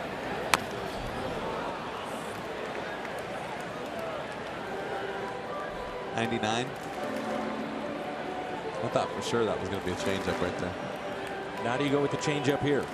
I don't throw the changeup to him right here. I move the ball around, maybe slider in, up. I don't know if I want to give him a little bit extra time to react.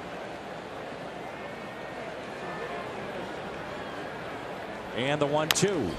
Ground ball hit slowly. Peralta. Infield hit for Hayward.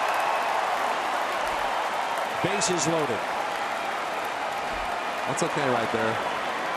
I don't think Johnny had a play, and I think he was faking the throw to first to see if he could buy an out running around third base there. I thought he was just going to tag him. But the one thing I don't like about that is with that fastball and Hayward hitting, that shift might be a little aggressive in that situation, especially with him throwing 99. Seeing the replay, I don't think there's any doubt he was faking that throw to first. This came out of his hand. Yeah. That's what you call a good fake. Yeah. Now Coghlan, who has walked and also grounded out. And here comes the Wrigley faithful.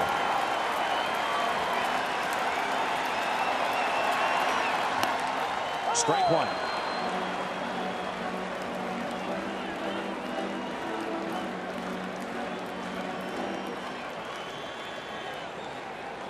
On one pitch.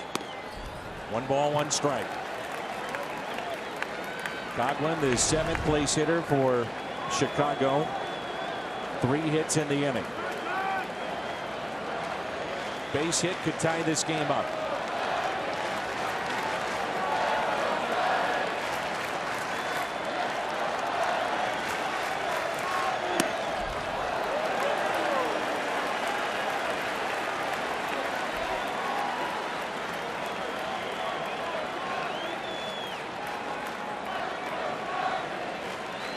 Big gap in right center and a 2-1 pitch from Martinez.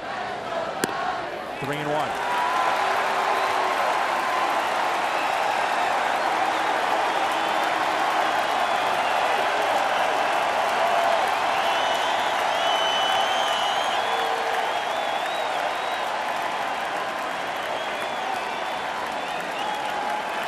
Martinez was ready to throw it and time was called.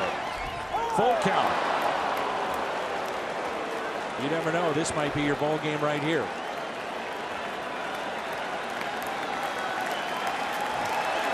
3-2 pitch.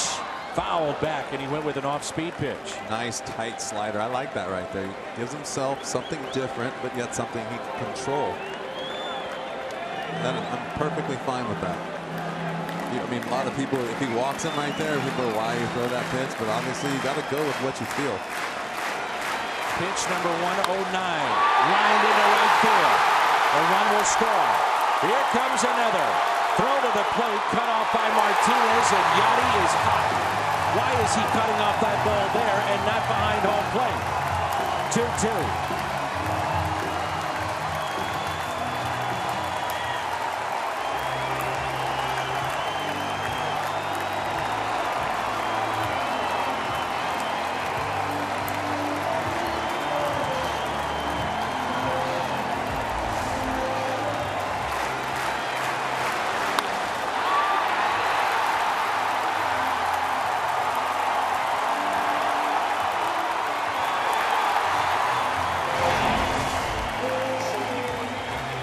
Should never be in that spot. He should not be in that spot at all. Looked like he just lost everything right there. I think he even took a little bit off. Surprised probably that timeout wasn't given to him, and then it looked like he just went into a daze. That cannot happen. That should not happen.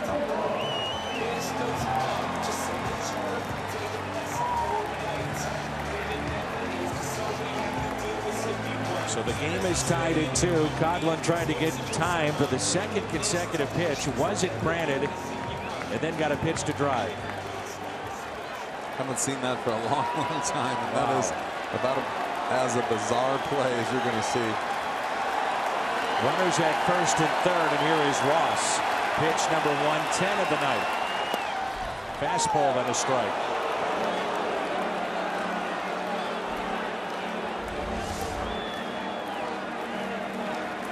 See, he's just wandering around.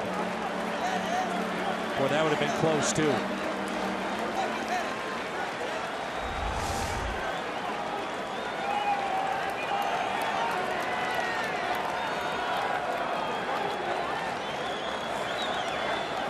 Here's the 0-1. Drops down a bunt. Martinez to first, and Carpenter is off the bag. 3-2 Chicago. He may have had a play at the plate.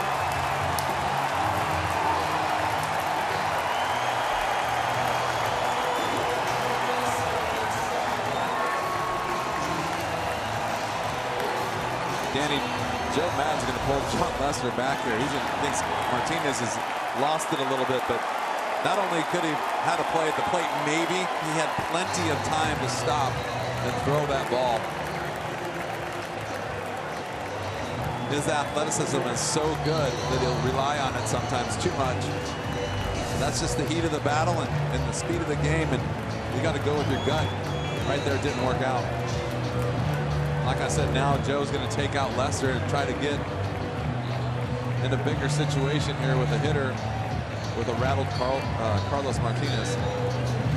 Jimmy, this kind of sums up the way the season has gone in terms of the fundamentals of this club. Yep, that right there is, this inning right here is a tough inning to swallow, just because he had it all right there. You don't know if he's going to be out at the plate, but simple baseball, give him a chance.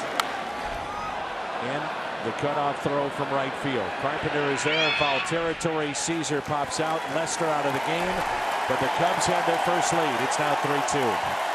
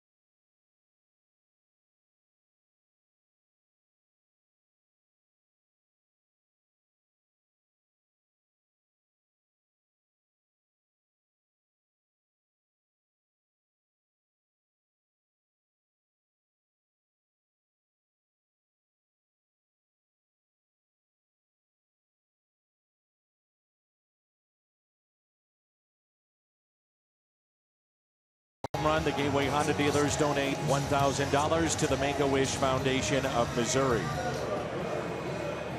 Well, Travis Wood is our Chevy called to the pen.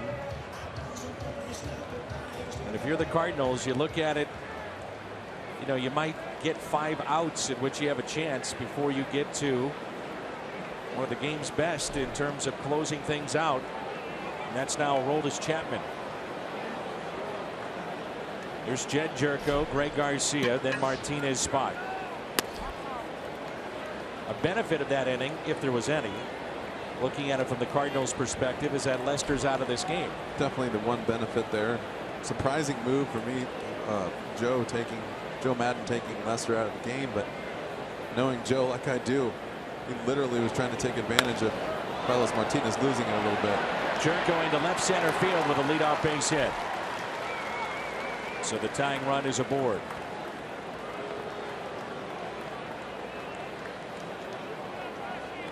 Kevin Segrist is throwing in the Cardinals pen, a right-hander for Chicago.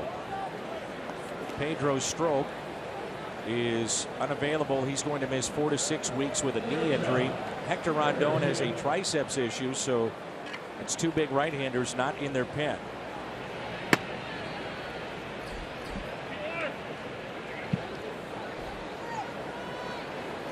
Garcia is 0 for 2. He's lined out and grounded out. A question here for the Cardinals and Mike Matheny. Do you bunt in this situation?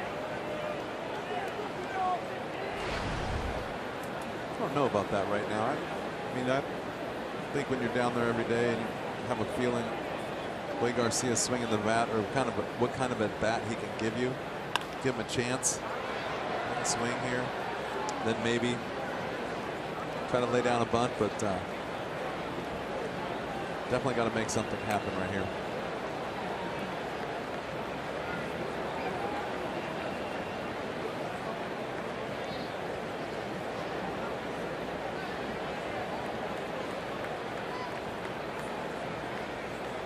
1-1 strike on Garcia. The Cubs lead is at 12 games starting play tonight. Last time the Cubs had a lead of 12 or more in August or later, 1929. They lost that year in the World Series to the Philadelphia A's. That was, wasn't that your first year broadcasting? That was. I remember it fondly. Gives you an idea, though. It's been a long time.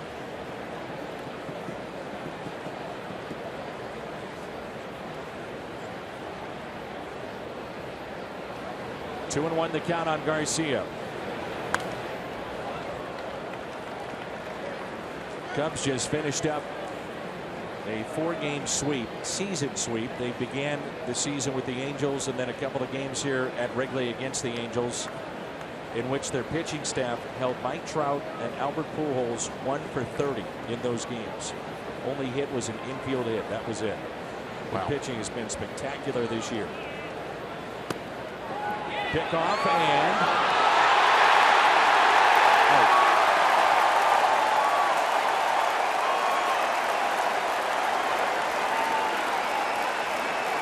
Not an easy throw at all for David Ross. Watch this with Garcia from that side of the plate.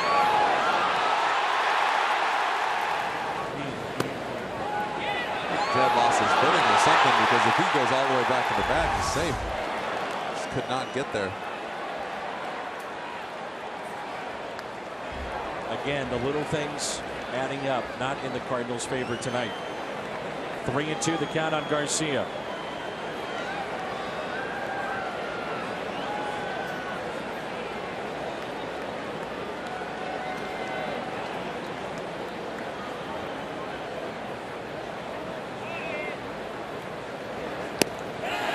Strikeout on Garcia.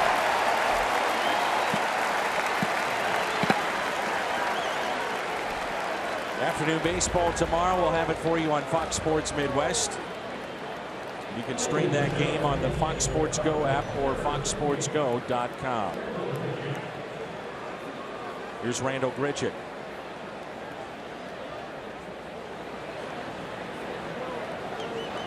On the pitch arsenal for Travis Wood.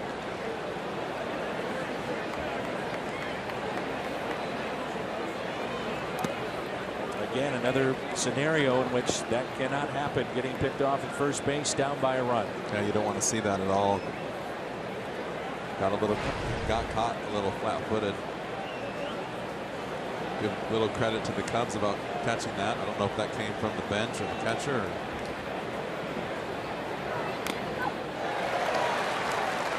1-1 the count on Grichuk.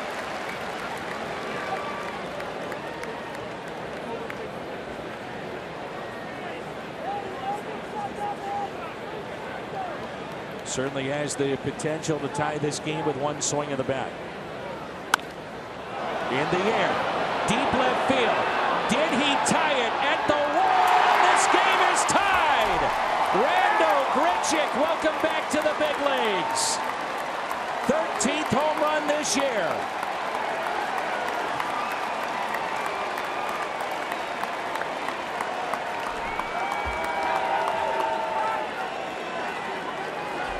Did he need that? Did the Cardinals need that? 3-3. We're going to see this replay here and see how strong he is. This ball is in off the plate. No hands out, no swing, just a little bit of the barrel. Just enough. Look at that. Pull his hands in. Just enough. And it's a new game. Everybody feels a little lighter right now. Jed Jerko, Carlos Martinez, that bench of the Cardinals. We're tied up 3-3. 1-0 pitch to Matt Carpenter.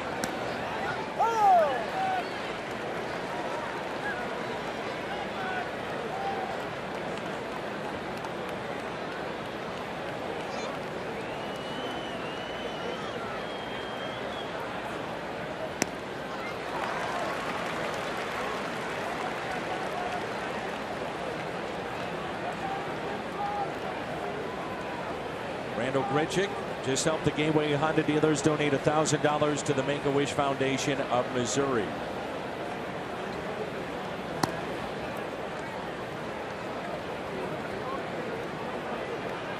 Two and two the count on Carpenter. Fly to center, fly to right, and has struck out. The 2-2. Lined into center field and a base hit. Go-ahead run is on. You wonder if that'll be it for Travis Wood. Here comes Joe Madden right on cue.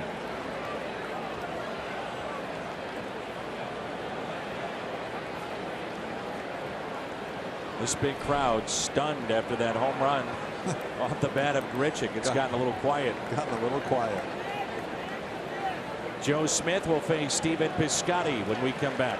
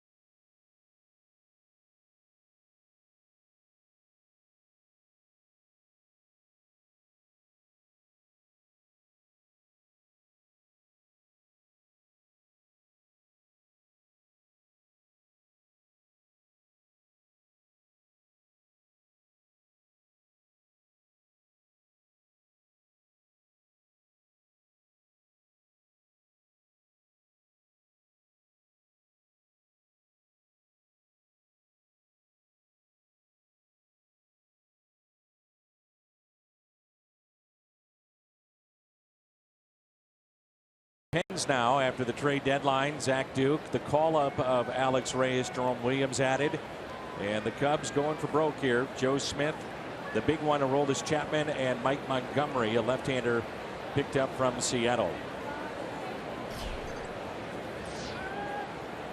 A check on the runner at first, Carpenter.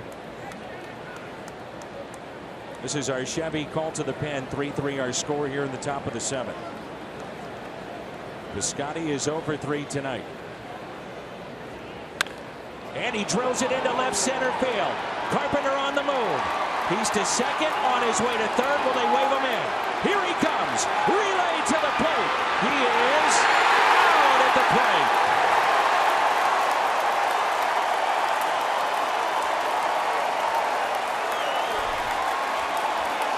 Relay perfect.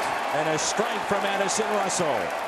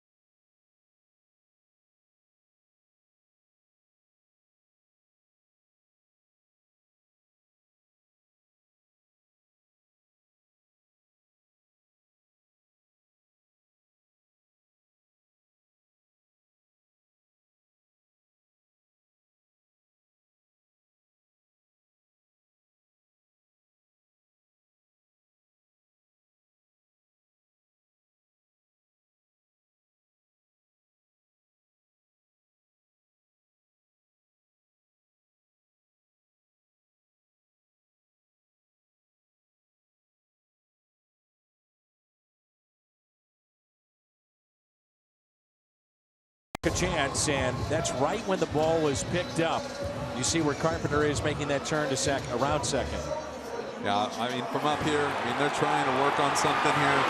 Maybe hoping that he'll throw the ball offline, but from up here, we can see a little bit better angle. I thought he had a chance to throw him out the whole way, but anything can happen. You take a chance. I didn't think that was a do-or-die situation, but you know, down there, Hammer's trying to get him home and trying to get the lead, especially on the road. So Martinez goes 6 innings here tonight, and now it's Kevin Siegrist. Our Chevy called to the pen. 3-3 our score here in the bottom of the 7th. Dexter Fowler, the top of the lineup for Chicago.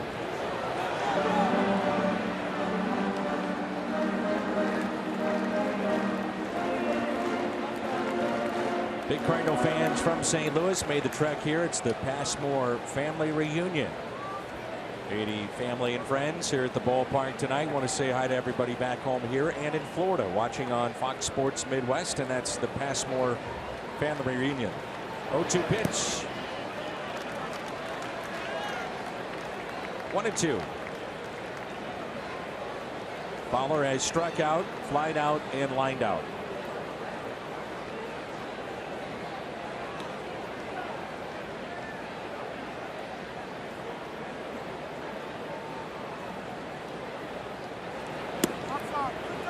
Doesn't get the call. A little bit outside. 2-2.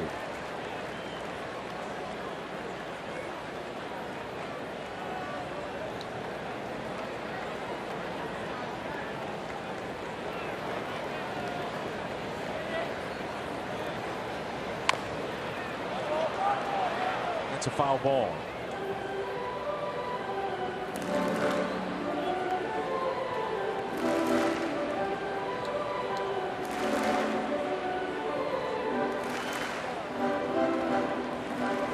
So Siegrist here in the bottom of the 7th. Fowler, Bryant, and Rizzo.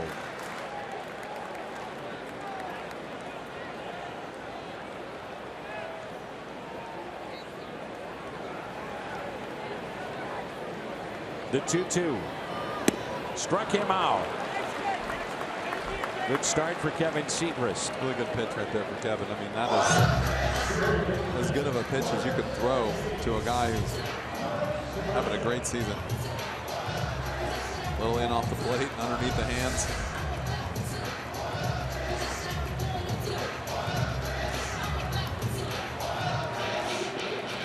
Carlos Martinez in his 6 innings of work, 3 runs, 7 hits. Struck out 4 and demolished a water cooler. It's part of his line tonight. Gatorade cooler. There's plenty of Gatorade to be tossed around. He was none too pleased. There it is. Put some duct tape and put it back together.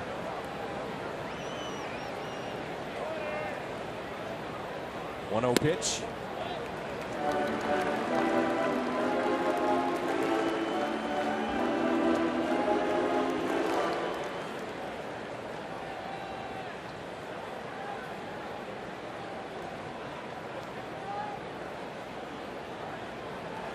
Here's a 2-0 to Bryant from Siegrist.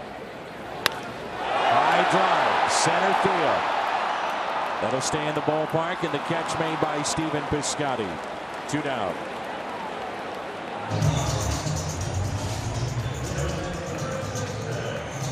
Frustrations mounting moments ago for Carlos Martinez, and then Randall Grichuk. The home run, and everything's all right.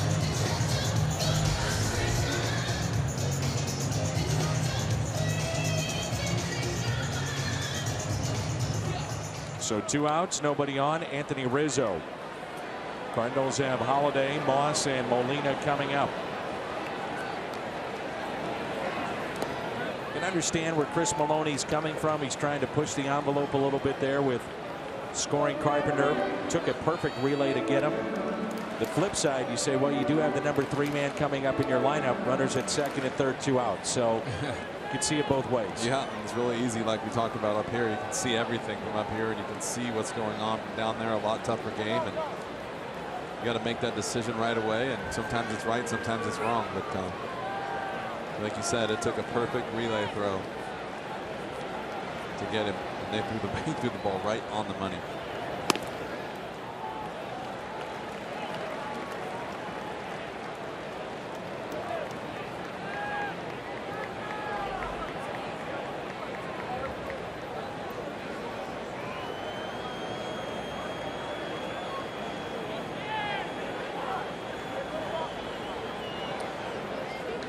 The shift is on, and a 2-0 pitch. Rizzo with a fly ball into shallow right, sinking and caught. Moss running in to make the catch. So the middle of the lineup coming up, and we're tied up 3-3.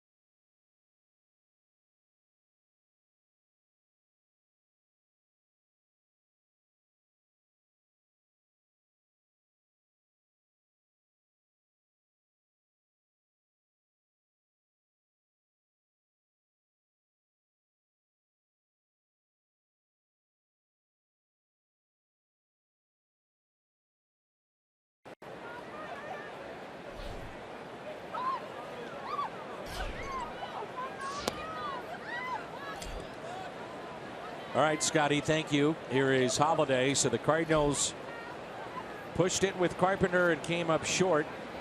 So Holiday left on deck, and he starts things off here in the top of the 8th. Right-hander is throwing in the pen for Chicago. Right-hander throwing for St. Louis in their pen. It's Matt Bowman for the Cardinals. Oh my. And Holiday can't believe that's a strike call. 2-1.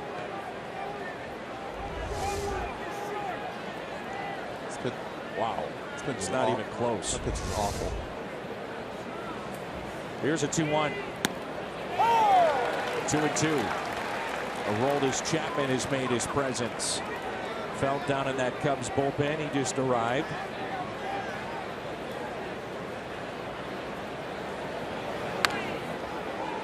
Chapman, since the start of the 2012 season, 25 1/3 scoreless innings against the Cardinals, 14 of 14 at save opportunities. It's pretty good. I'd say so. Moss on deck, and then Yadier Molina. Holiday is 1 for 3.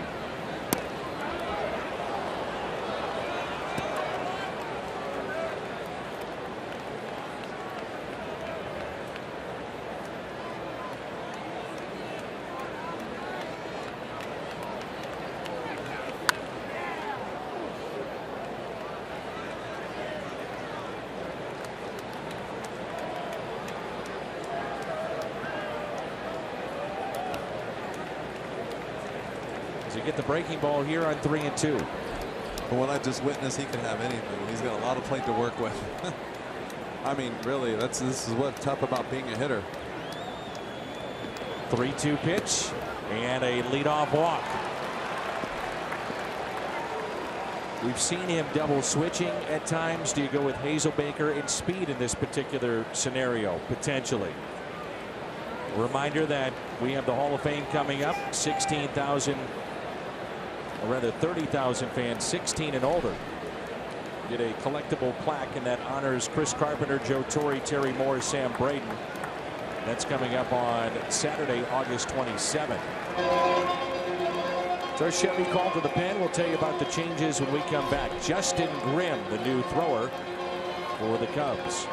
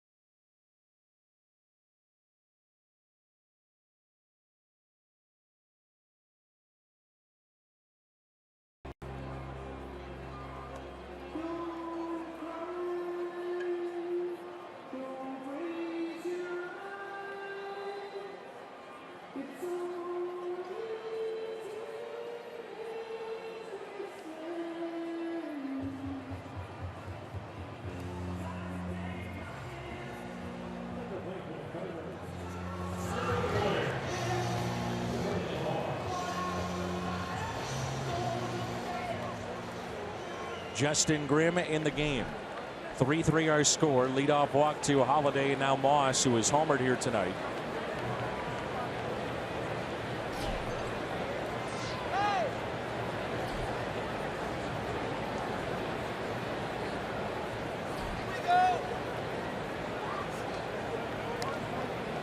Moss's home run came back in the 6th. 2 hits tonight, a single to left. Was called out on strikes in that long home run.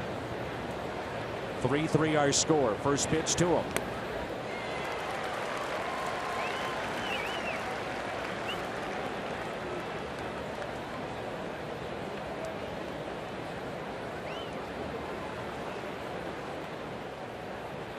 Yadier Molina on deck.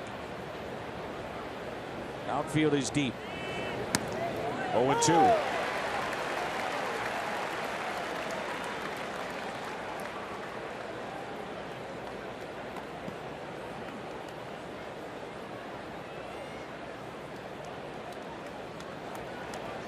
Oh-2 pitch to Moss.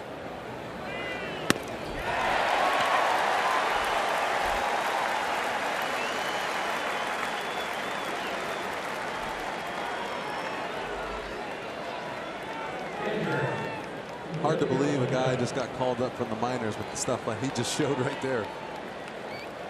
2 nasty breaking balls in 96. Molina 2-hit night, base hit back in the first that scored a run. And he doubled inside the third base line and is flied out to center.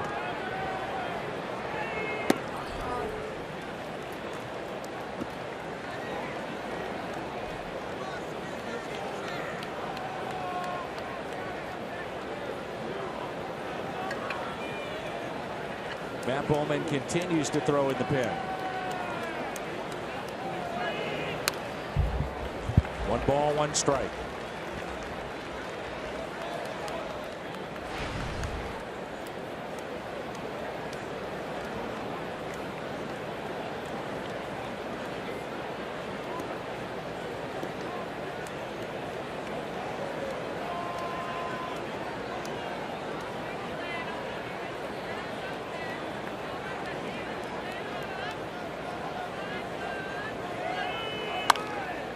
Fly ball into shallow center. Dexter Fowler. Out number 2.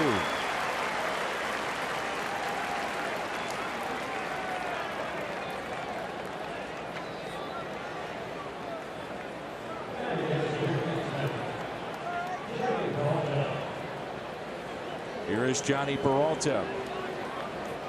Just 2 years ago, he had that dramatic home run when the Cardinals were down to their final strike here at Wrigley Field.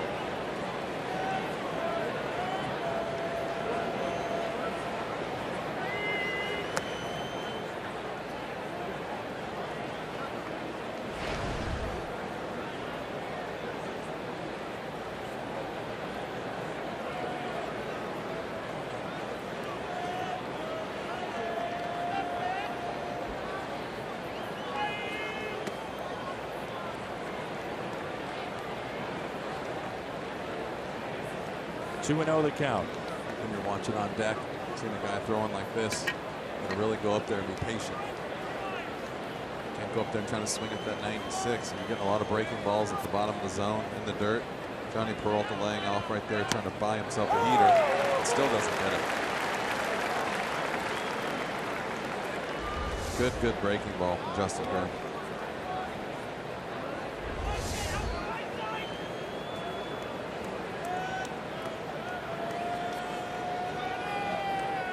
The 2-1.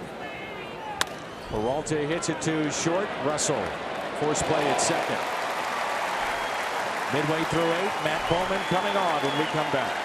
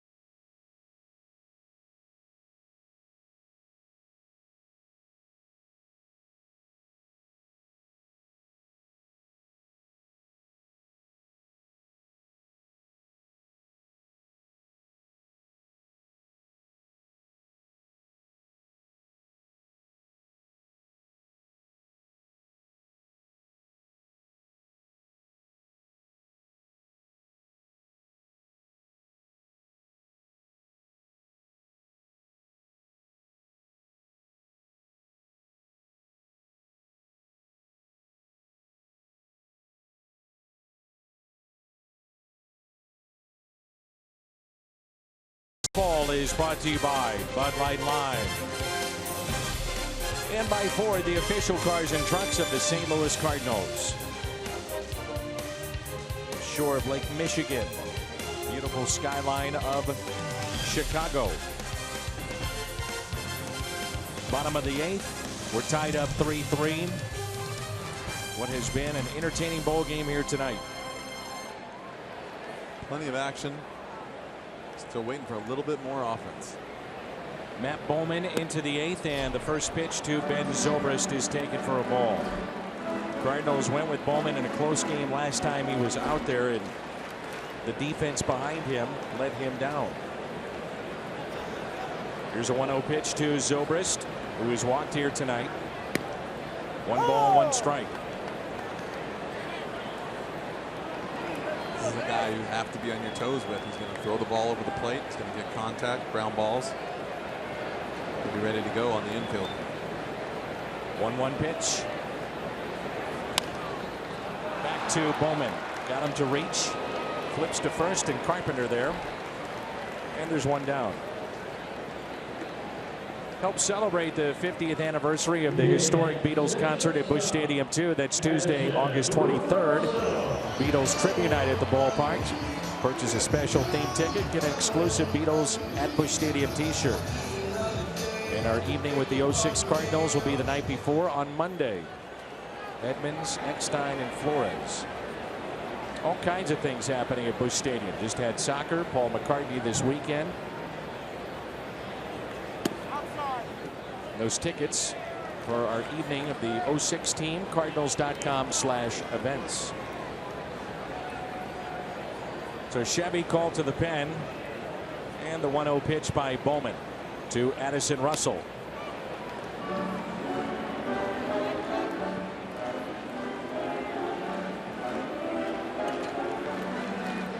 Chapman is throwing in the pen, whether it's a tie game or a potential save situation.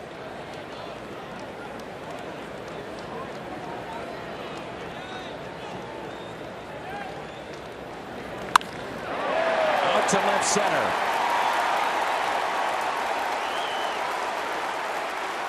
And Russell in with a double and puts himself in scoring position.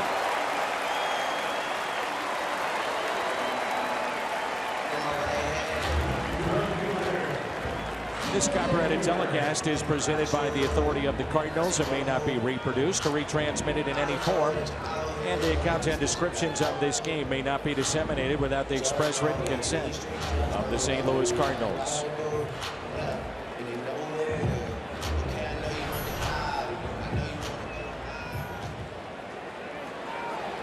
He's bounced into a double play, grounded out, and an infield hit. Jason Hayward looks at strike 1. This would be one way to get the fans off your back if you come through it late innings against the Cardinals. I was going to say this is a big at bat for him right here if he comes through. Turn the fans around into some cheering. 0-2, way out in front against the changeup.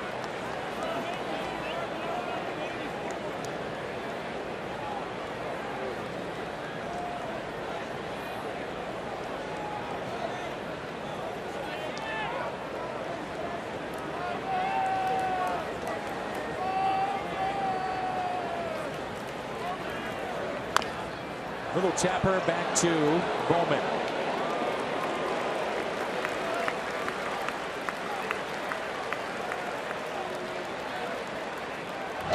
Russell advances to third. And it brings in Coghlan. He hit the big hit back in the 6th. Jason Hayward just does not look like himself. Nope. He's falling backwards. He's falling all over the place. Try to hit hard enough to hit as it is. No balance. It seems like he doesn't have very much balance at the plate, man. It makes it really tough.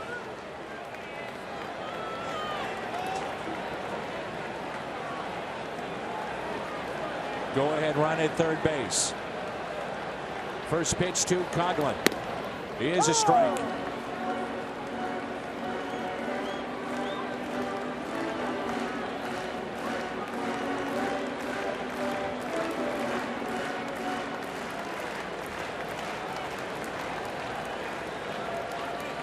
A warm, hot night here in August in Chicago. The 0-1 pitch.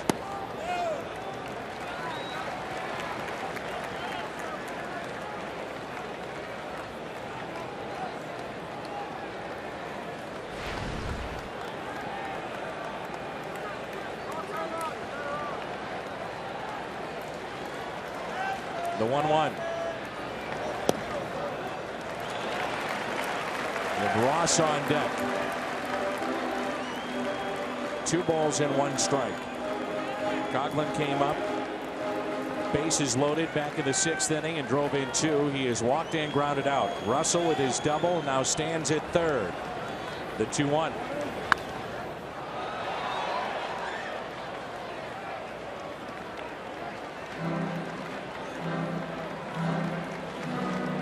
I like the way Matt Bowman just goes right after the hitters. Really doesn't fool around too much. Gonna miss here and there, but like you said, he's pitching to contact, moving the ball around, and just kind of comes right at you.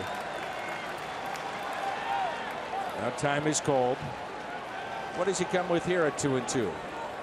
Hopefully he comes with something before he calls another timeout. Yeah.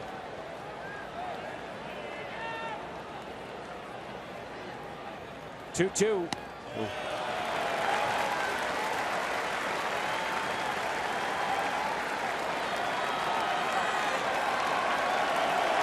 I think you throw a 2-2 slider right there. You might have to throw a 3-2. Kind of just fix what just went wrong, get a better feel for it, and make a good pitch. Got a base open, righty on deck. Ground ball back to Bowman. Exactly what he did. And the Cubs will strand a runner.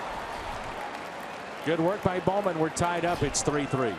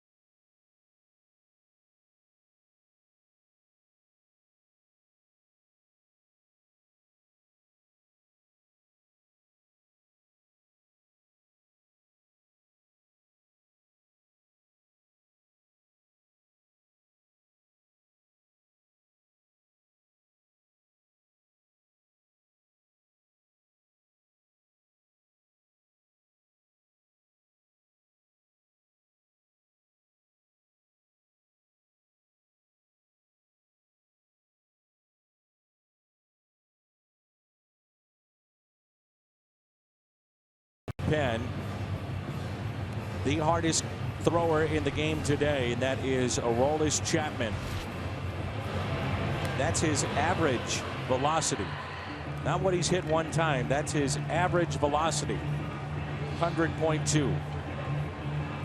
So as a hitter, how do you, I mean, crazy question, but how do you approach trying to hit this guy? You literally choke up a little bit, you shorten up your swing, and you just try and literally put the ball in play.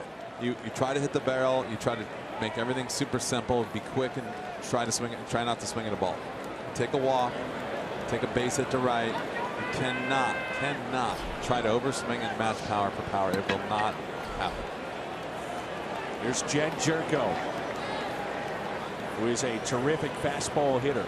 And if you can just get in the right position and get the bat there, he'll do all the work for you. Home runs will come. Jerko rips it to third. Like like we said, he's a good fastball hitter and hits a rocket to third. 99-mile-an-hour fastball, first pitch of the game for Chapman.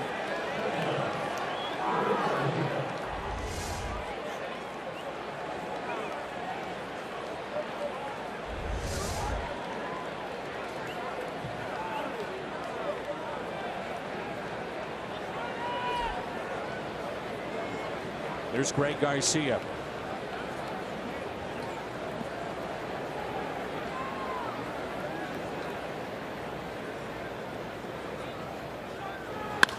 Garcia lines it to third again.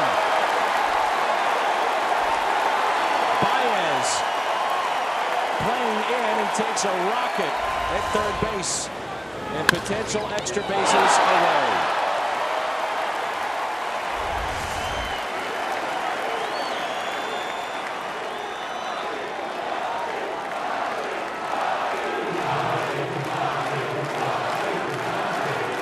Think about it, there's not a lot left in that pen for Chicago. There's only 2 pitches in this inning. If you needed to, potentially you bring him back out. 3-pitch inning for Chapman. We head to the bottom of the ninth.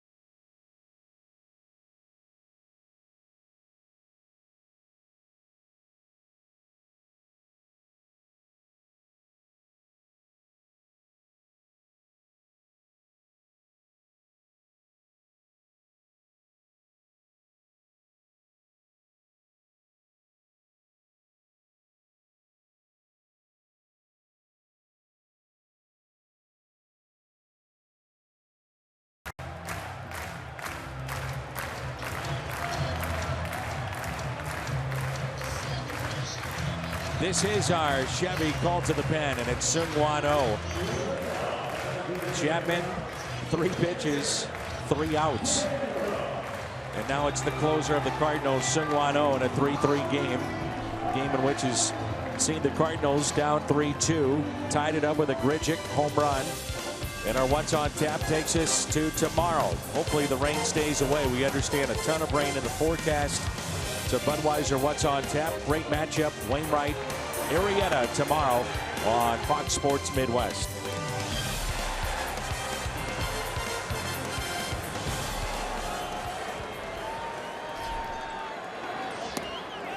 First pitch to David Ross underway here at the bottom of the ninth, taken for a ball. Someone would have told you weren't doing the game that Chapman came in and threw 3 pitches and got 3 outs. Would you believe him? No. Expecting at least a couple of swings and misses. For sure. You know, he's only at 99 to 102, so he's taking it easy on them, yeah. letting them hit the ball. He knew he had to maybe go another inning. In terms of the bullpen, the Cubs basically have 2 left in their pen. Rondon dealing with a triceps issue. There's a strike, and it's 1-2. Carl Edwards Jr. in the pen for the Cubs. Pitched last night and then pitched Friday night as well. Here's a 1-2 pitch. Ross is swing and a miss. And gets a strikeout to start the bottom of the ninth.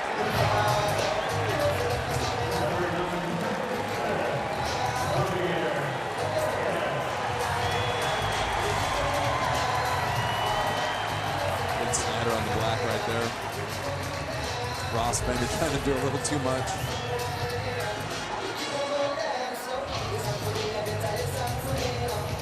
Here's Javier Baez, who was at third base. Those lineouts to him. You know, the Cubs made these deals, in particular Aroldis Chapman, and did not have to give up Baez, did not have to give up Kyle Schwarber.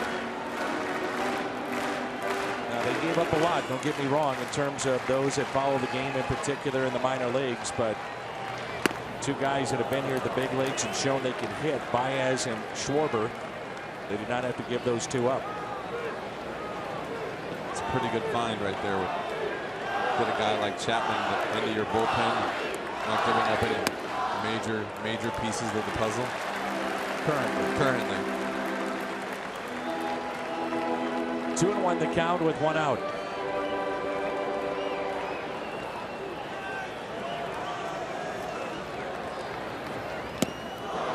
Nasty pitch. We've seen that he hides the ball well, and an awfully good slider. And in this situation, the hitters are doing him a huge favor by trying to go deep, because he is deceptive and good. Lane with that swing and struck him out. Back-to-back Ks for O. Plaza Tire Fox Tracks up the ladder.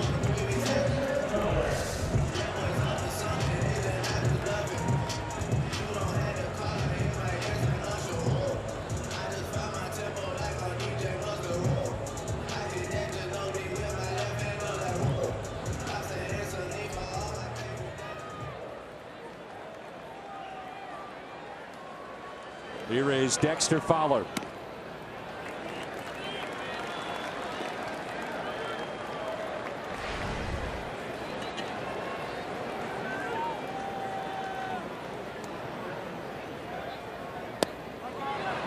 Check swing, and he did go. 1 ball, 1 strike.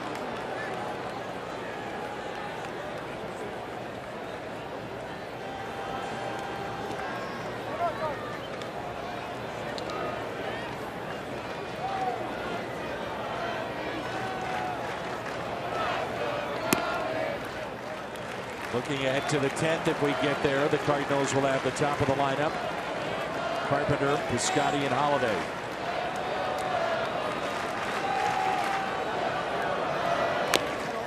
Ouch. 2-2. Now you know why he's got that pad on his shin.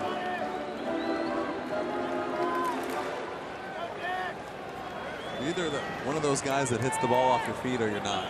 There's just really no in between. Guys that don't, little uppercut, maybe once a year, if that.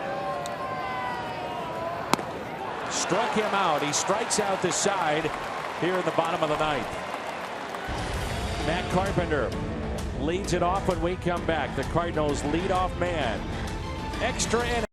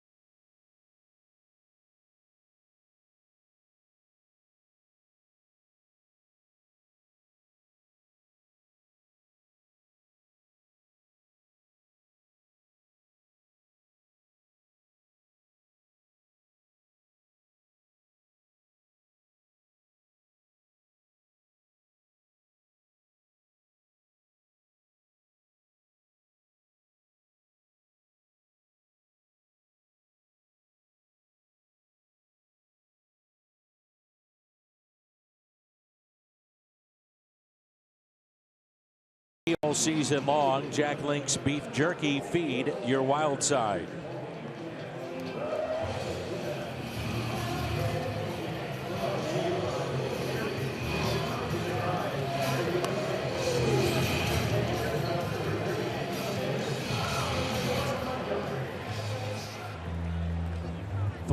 Our score as we move to the 10th. Chapman is out. Montgomery is in. This is our Chevy Cole to the pen. 5th appearance with the Cubs this year. 37th overall as he came over in a trade at the deadline.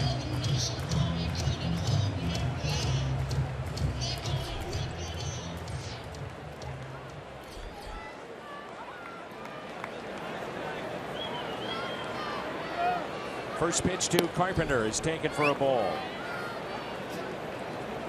You watch the inning that O just had, and I'm going to go out on a limb and say a couple of those guys are fired up trying to hit home runs. Well, the thing that used to drive La Russa crazy was having that inning. Hopefully, Cardinals right here slow it down a little bit, work on some pitches, and try to put the ball in play and get a couple runners going. First man retired. That's Carpenter.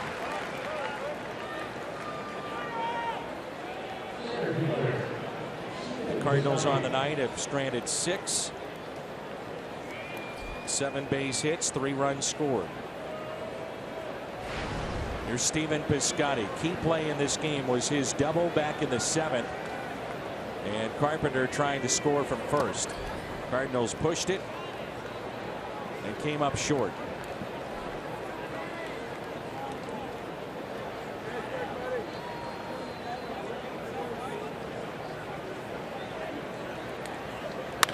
One-0 is hit to Russell.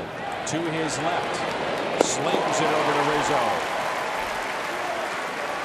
It'll be Bryant, Rizzo, and Zobrist coming up for Chicago, looking ahead to the bottom of the 10th. And here is Holiday.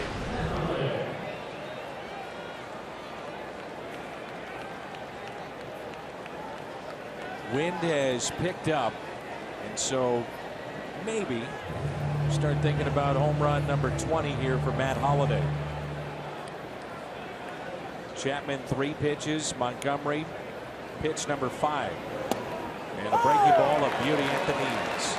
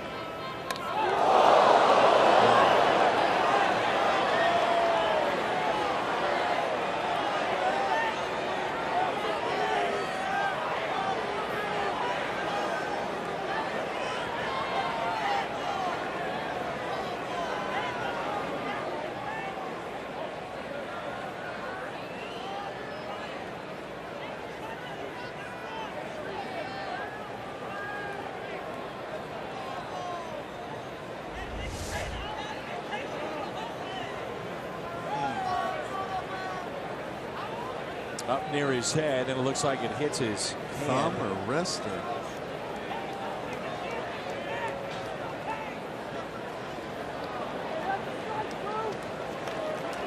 Looking at Holiday's right hand.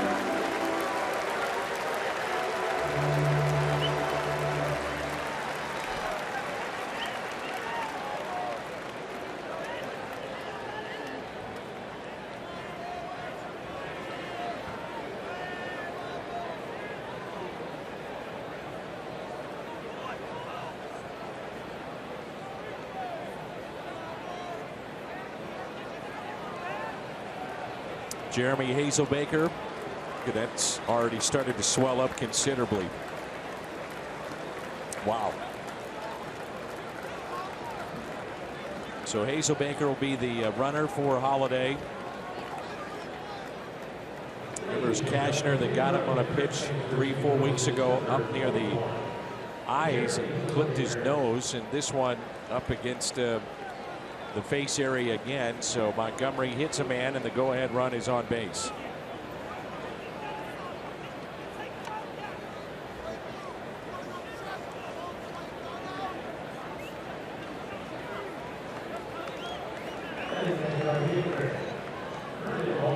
Here's Brandon Moss. 2 hits tonight, 2 strikeouts. Well, that swelled up in a hurry there on Holiday. And that pad right there in the bottom of your thumb is super sensitive. Pitch taken low. Moss a single to left field back in the first inning. Struck out looking. Solo home run in the 6th.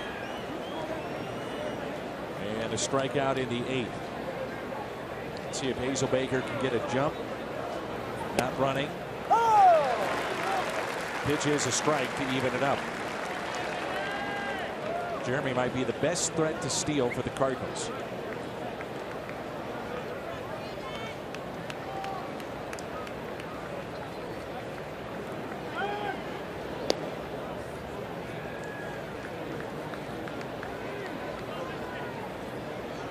Hazelbaker comes in the game cold, sees a couple of pitches, and maybe gets a read from this lefty and may see him go. I like the fact that you got a chance to see him throw over, see if there's a little different in the throw over versus the move to the plate.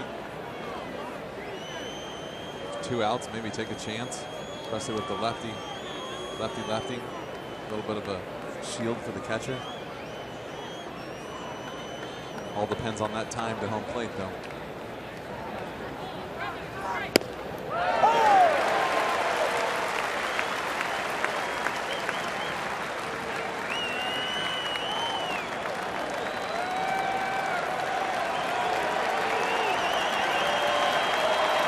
One and 2 the count.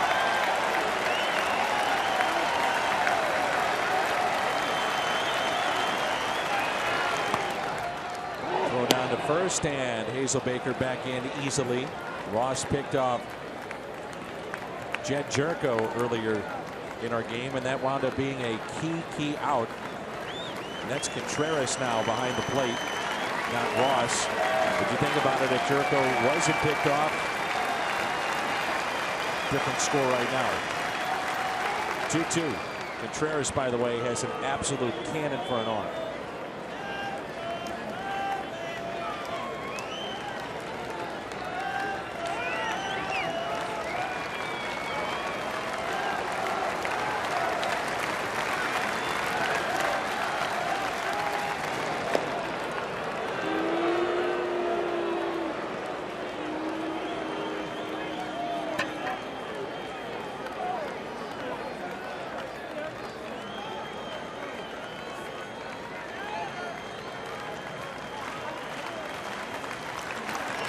The 2-2 pitch.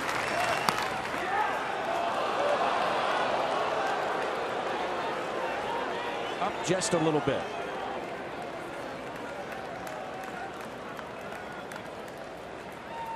So the 3-2 count, 2 outs. Rizzo plays behind. Hazelbaker get a good jump. Ball in the gap, he might score. Doesn't matter. We head to the bottom of the 10th. We're tied up. It's 3-3.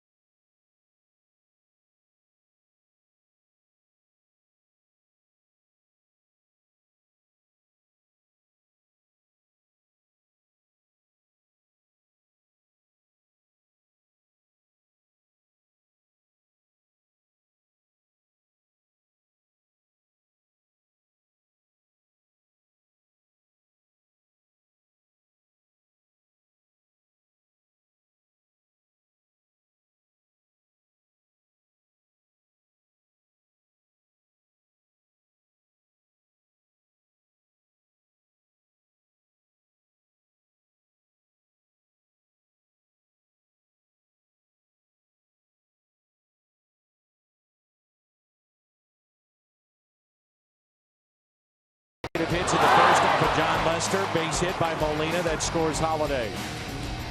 Then in the 6th, Brandon Moss solo home run. That's number 19. Cardinals went up 2-0. Then Coghlan with the bases loaded, 2 outs, base hit into right. Then tied it up. Ross the bunt. Pulled Carpenter off the bag. That made it 3-2. Pinch hitting, Randal Grichuk back in the big leagues. And a solo home run. 3-3 our score, along with Jim Edmonds, Dan McLaughlin with you, Jim Hayes as well. Bryant, Rizzo, and Zobrist. Oh, struck out the side. Back in the bottom of the 9th.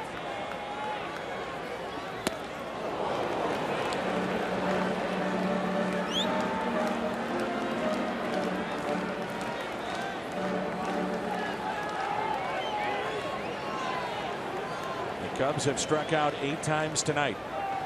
0-1 pitch. There's that little tailing action in on Bryant. And I like that because earlier in the year you talked a lot about how he just stays away. But you know what? You can't do that for an entire year. Guys will catch up to that. You're going to have to keep some people honest. Going in again, the 0-2. Especially with his control. I mean, we've seen a lot. If he's going to miss, he misses a little bit off the plate, a little bit up, but he doesn't miss over the plate that much. And pitching in is definitely a way to keep people honest and give you the chance with that slider. He can go slider down and way off the plate. Get somebody cheating. Just like that. 1 ball and 2 strikes.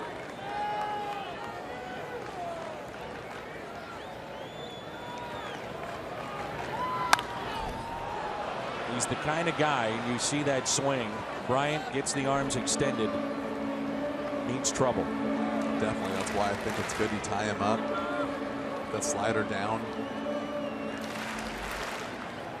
He can turn a little bit of a miss into a long home run. Here's a 1-2. Foul ball. If we get to inning number 11, it'll be Molina, Peralta, and Jerko for St. Louis.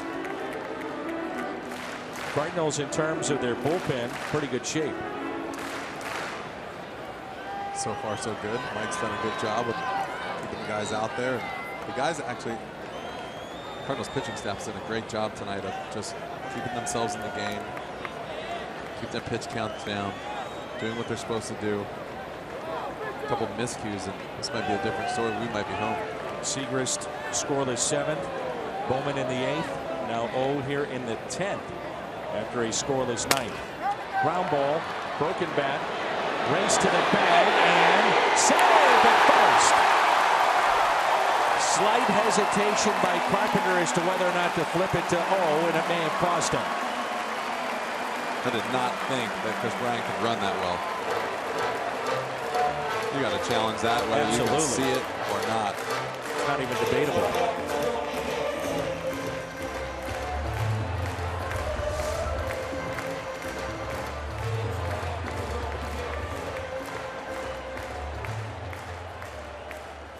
Wow. Close. Yeah.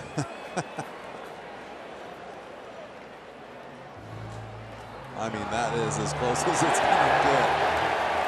We've got some really good ones lately. Really close, hard to tell. Some bad angles.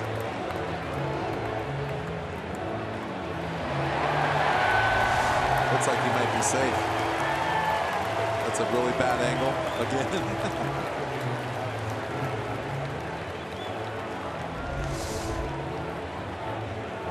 Angle on the scoreboard right here. Looks like it is so close that that's why they come up with the ruling. Play stays on the field, right. Stands on the field as called. Once again, I think the umpire did a great job.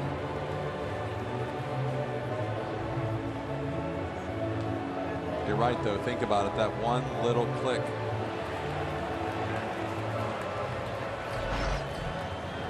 One little hesitation. See, he wanted to toss it. Well, he caught it and started running, in which I thought he had hesitated then. And then he looked. to throw it for 1 split second. It might have cost him. But that's just part. I mean, you got to give all the credit in the world right there. Chris Bryant hustling down the line on the ground ball to first base.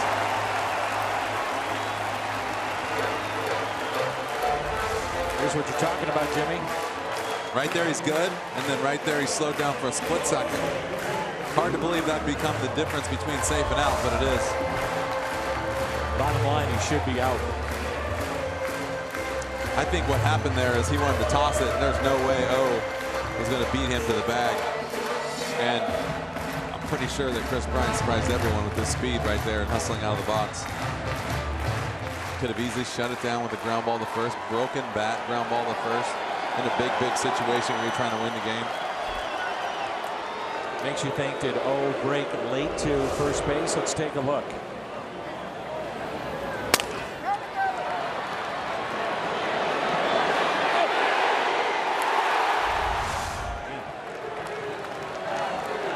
Now Anthony Rizzo.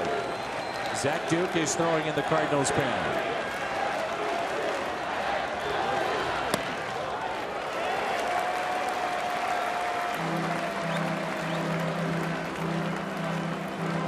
Three career walk-off homers. September 15th of 2014, the last that he saw off his bat for a walk-off homer. Bryant with 7 steals this year. 2-0 the count.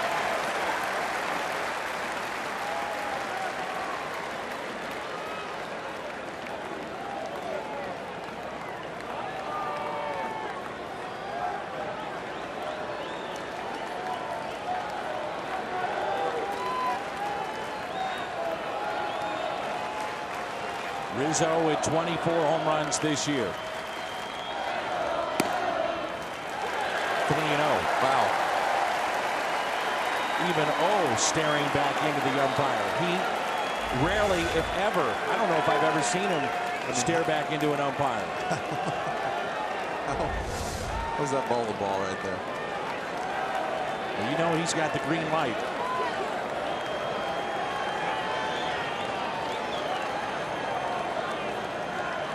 Two hits tonight. 3-0 the count on Rizzo.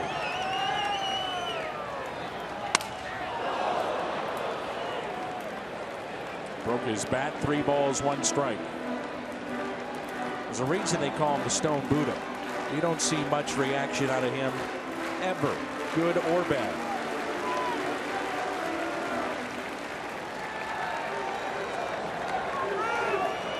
He's 2 for 4 against Seung-Hwan Oh.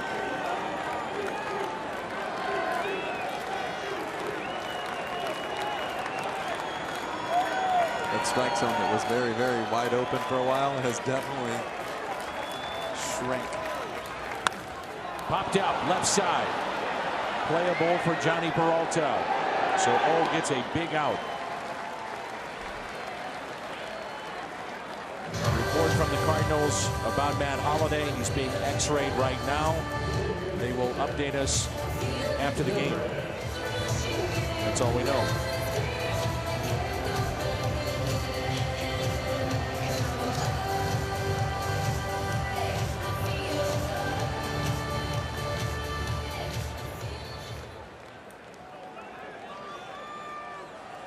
Here's Ben Zobrist.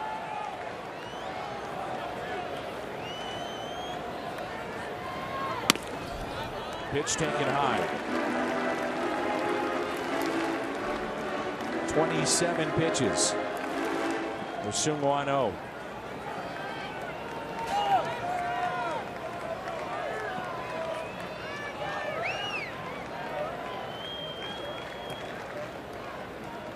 Here's a 1-0. Gets away.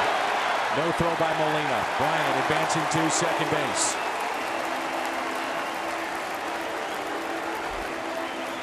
Wild pitch charged to O.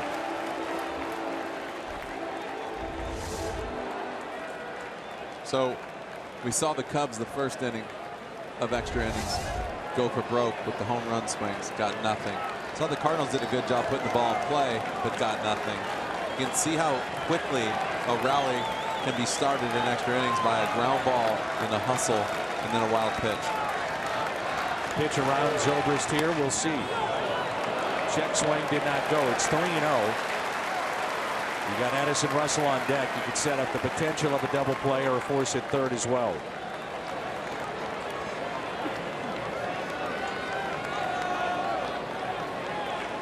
Chris Bryant, the winning run in scoring position.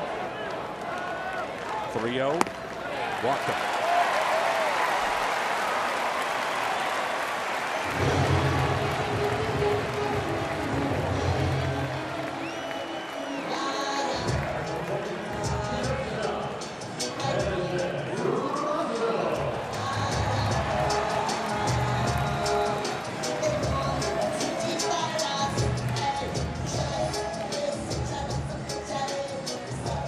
He is 1 for 2 with a strikeout against O. Runners at first and second.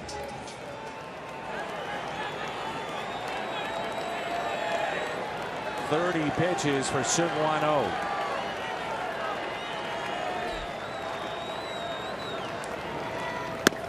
Strike one.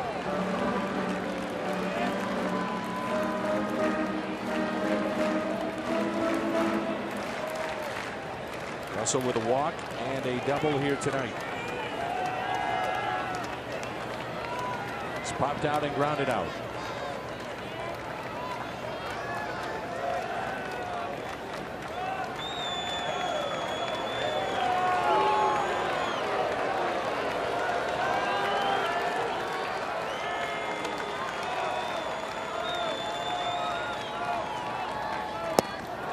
Nasty pitch. Really good slider right there, and you can see just the panic of being in strike one what they can do to you also. There's another one of those swings though. Like he got started a little early, trying to lift, and then the ball just disappeared.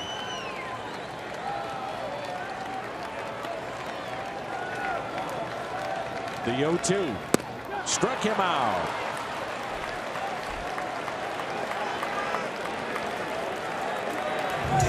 Once again, it is Hayward.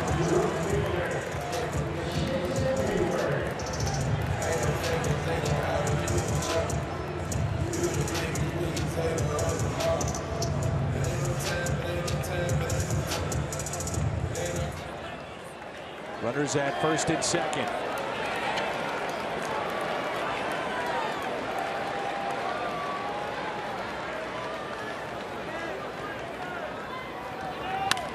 Hayward on the first pitch pops it up. Catch made by Jed Jerko.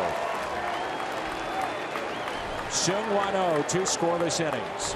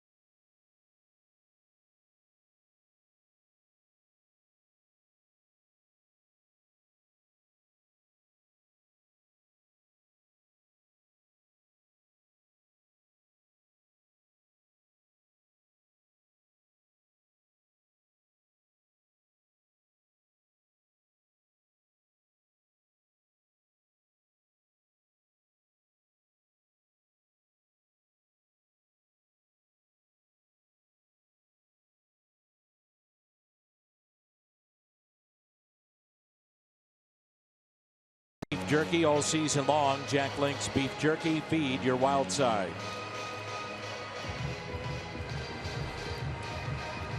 Here's Yadier Molina. Look at his night. There's your base hit. RBI back in the first under the glove of Rizzo. They would score Holiday, and then later inside the third base line. Showing bunt. Looks at a strike. Montgomery back out for his second inning. We're in the top of the 11th of a 3-3 game.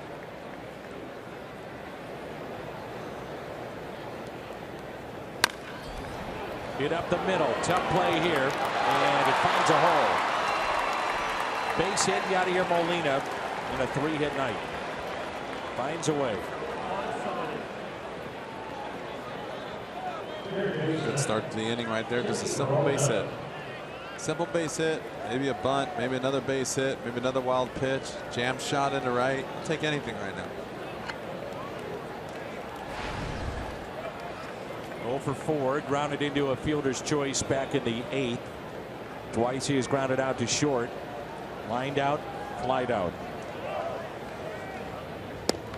Strike one.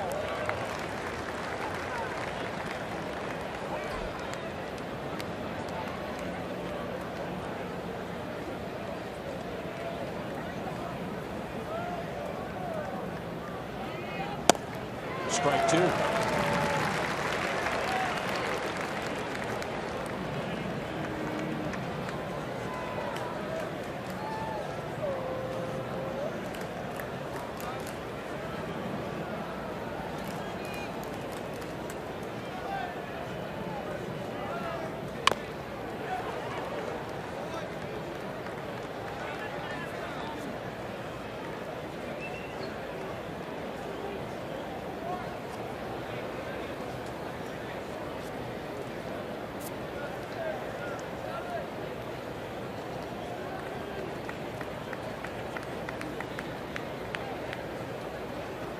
Up here. Wind is blowing out and it's fouled back. Blown out to dead center field here at Wrigley.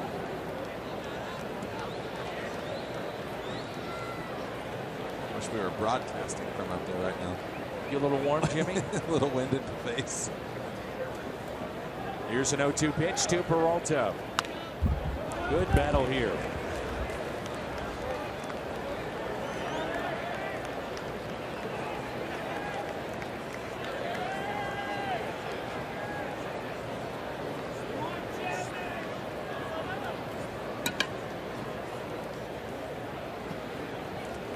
Short lead at first. 0-2 pitch and struck him out.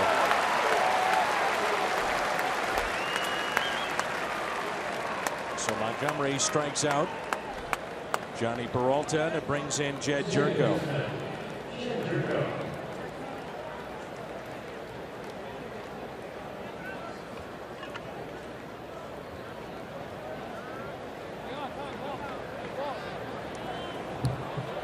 And now time is called. Ball gets away from the Cardinals' pen.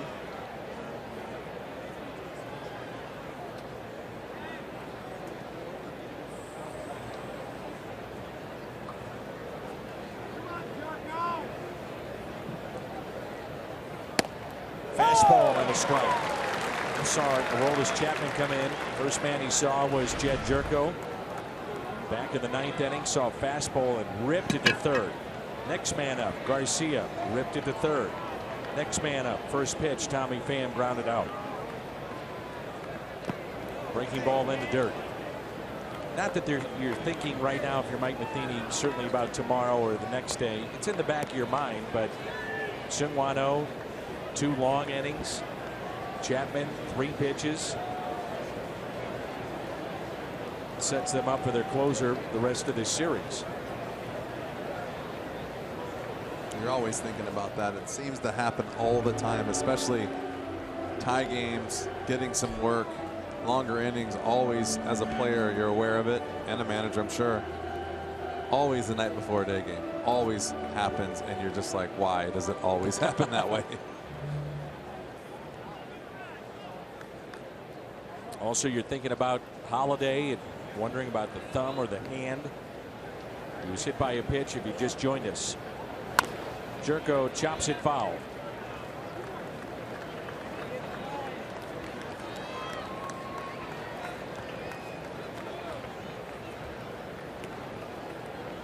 John Lackey starting to throw in the Cubs pen.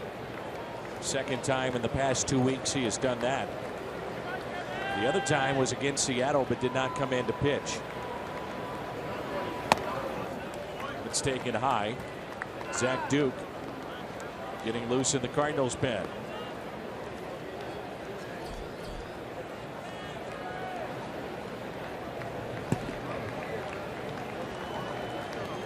I would think that would be a little strange in this situation. Yes, I know you're got to be competitive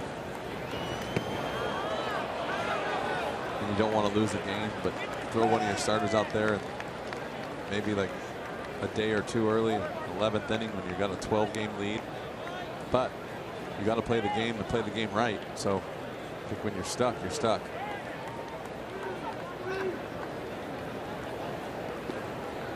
John Lackey is Sunday's scheduled starter for Chicago. Right now he's basically just playing catch. Wonder if he threw his bullpen today. Never know. Maybe they know they were short. Could be his bullpen day, and maybe he held off. And like I said, you just never know. Looks like it's going to be a while till he gets loose, though. He's not in a hurry. Nope. 3-2. Missed. And so the Cardinals have runners at first and second. And a chance for Greg Garcia.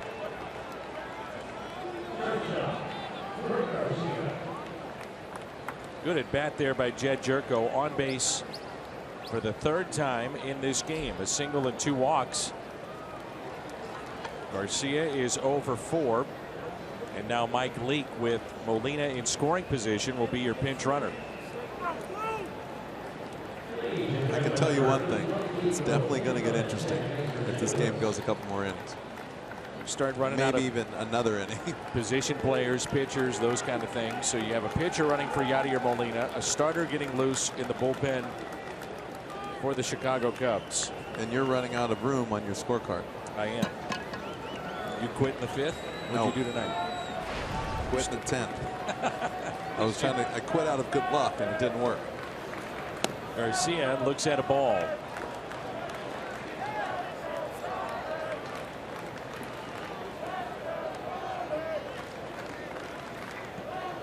I quit when my pen was sweating.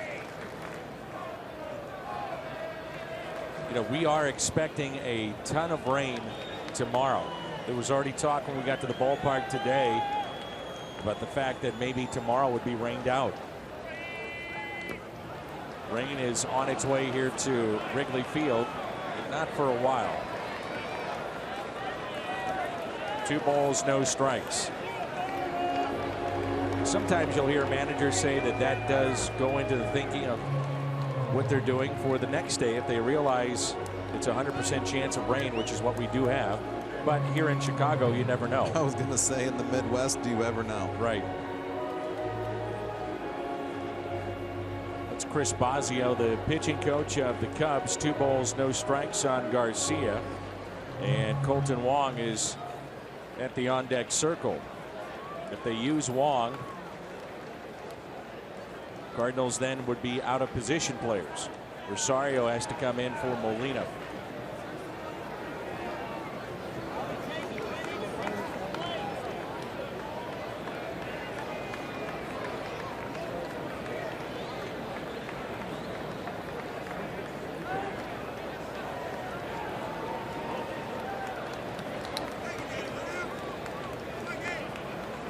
Greg Garcia's got to be ready to hit right now.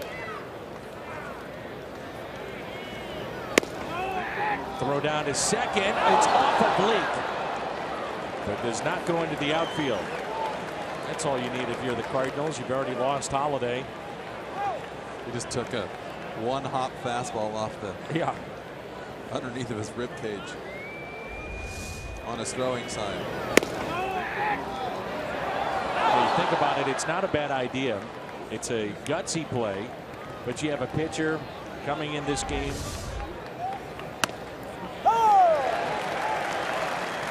Takes that big secondary lead. Contreras has, as we talked about, a cannon for an arm. Runners at first and second, 3-1 the count on Garcia.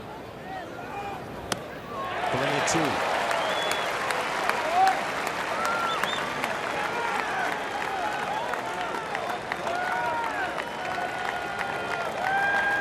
Bunch of this crowd, over 40,000, is stuck around, making some noise here on 3-2. The next two, Greg Garcia. Struck him out.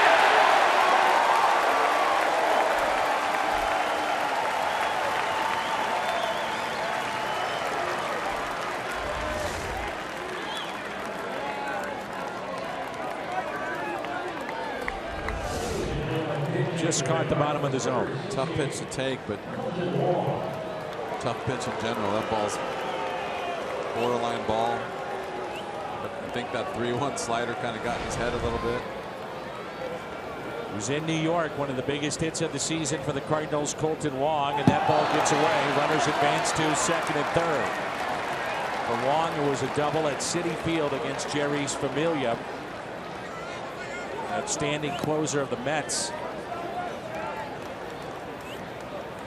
And Colton would love to come through here. It's been a tough year for him. Wild pitch. Runners at second and third with 2 outs. Carpenter on deck. Now time is called.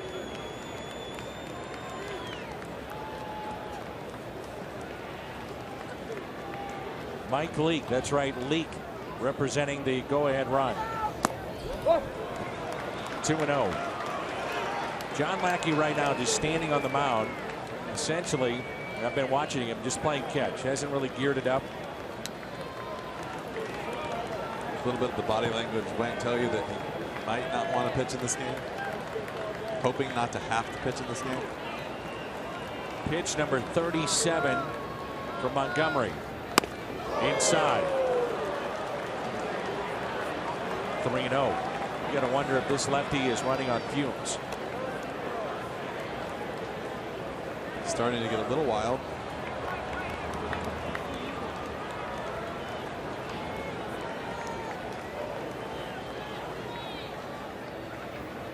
And he walked him. Bases loaded.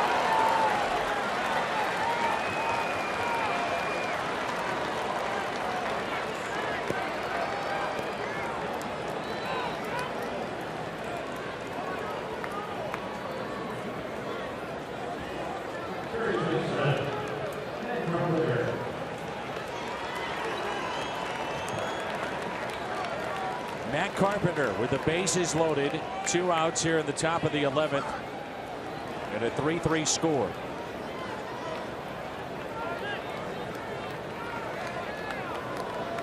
But those numbers with the bases loaded, 3 for 4. He's driven in 6. First pitch to him. Strike one.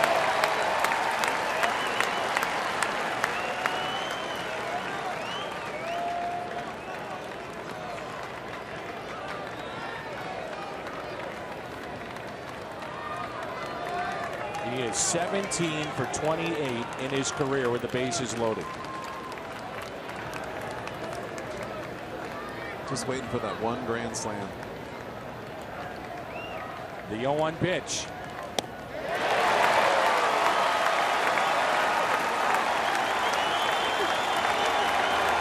On their feet again.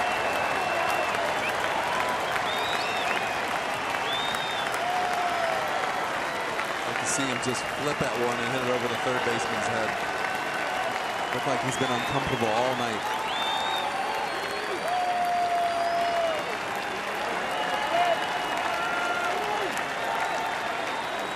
The 0-2.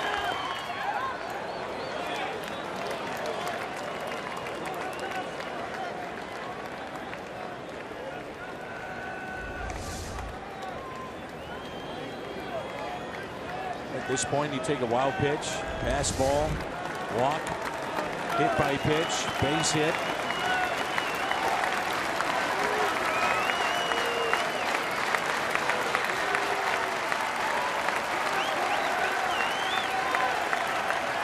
The 1-2 pitch, instead a check with his pitcher Montgomery to make sure they're on the same page.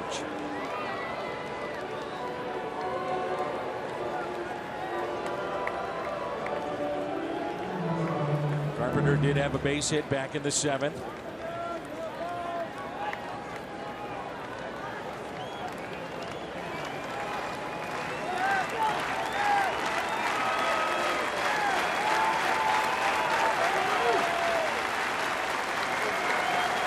Here's a 1-2.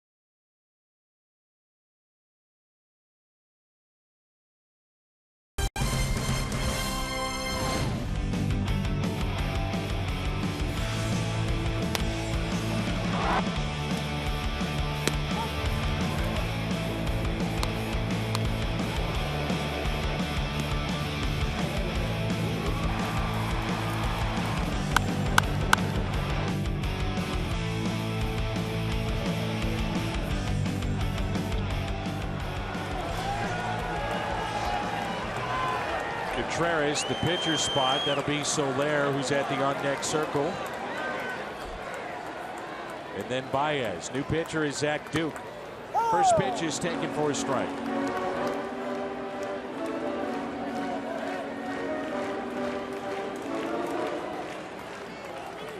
Numbers on Zach Duke. White Sox and St. Louis. Now time is called. 3-3 our score here in the bottom of the 11th.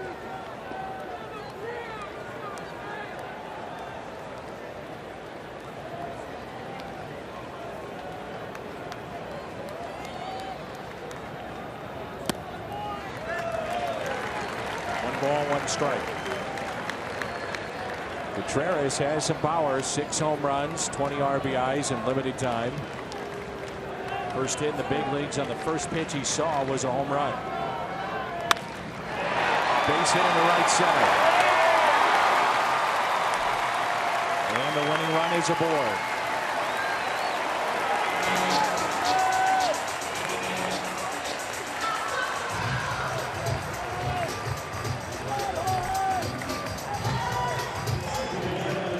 Zach Duke making a good pitch right there. He just off the end of the bat just enough.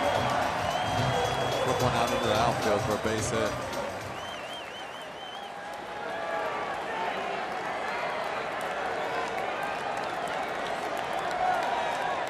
Here is Soler. First plate appearance of the night.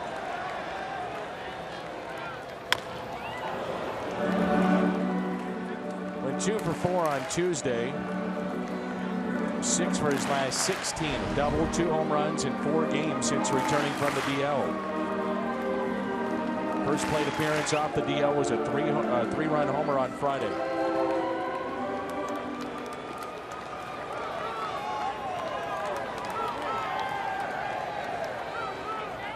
And the 0-1 instead of check on Contreras.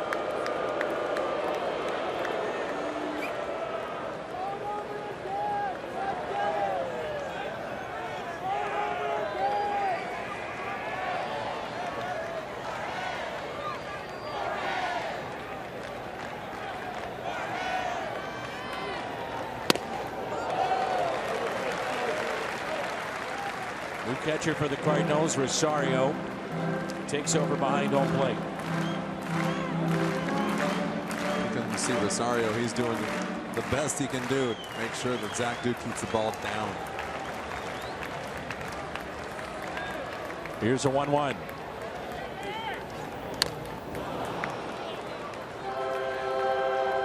Cardinals out of position players. Rosario is your backup catcher.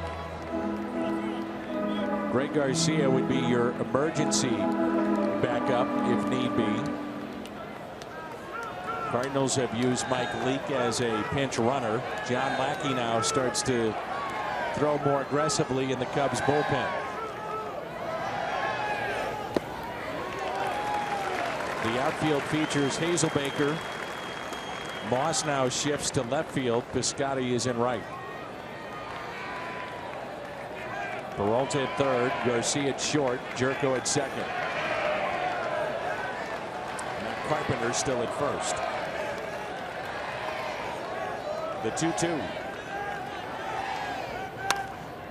Got him out in front, popped up.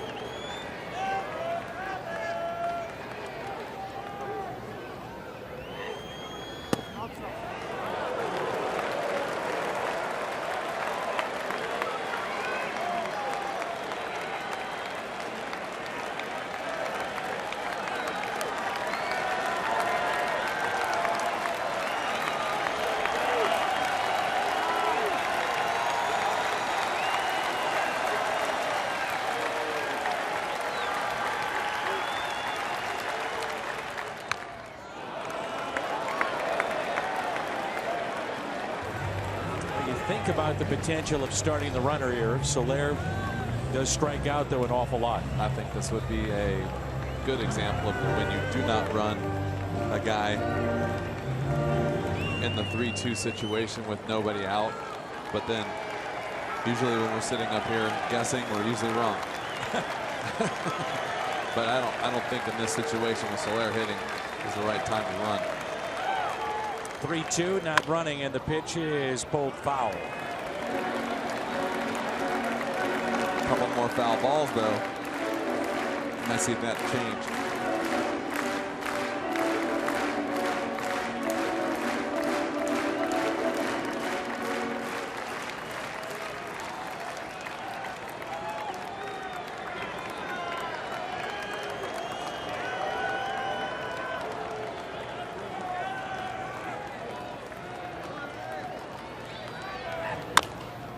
Little chopper, tough play here. This would be a base hit.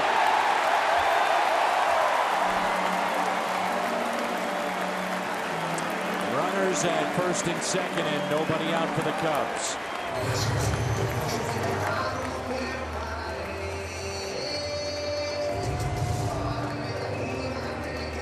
Just a little chopper in that thick mud. Doesn't do anything. Not what I was expecting out of that at bat.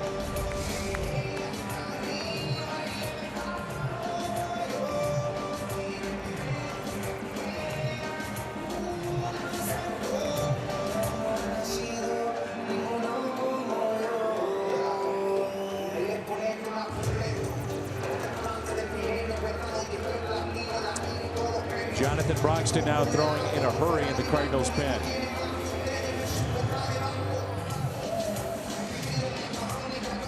The Cubs, if they win this game, that would be 10 straight and push the Cardinals to 13 back in the NL Central. Here is Javier Baez.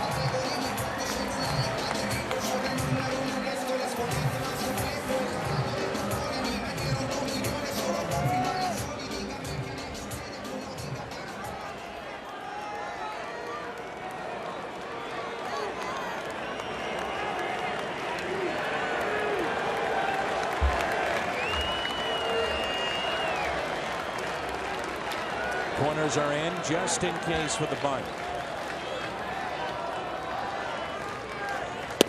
First pitch is strike.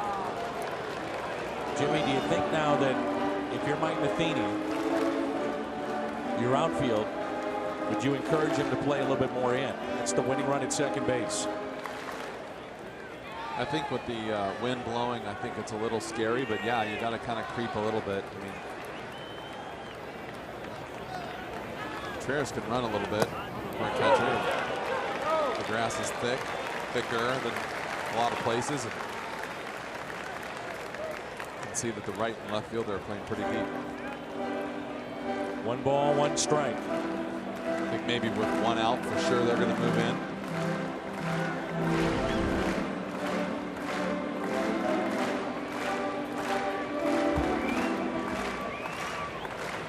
Wind starting to pick up again. Yep. That's the winning run. Contreras at second base. Nobody out. 1 ball, 1 strike here in the bottom of the 11th.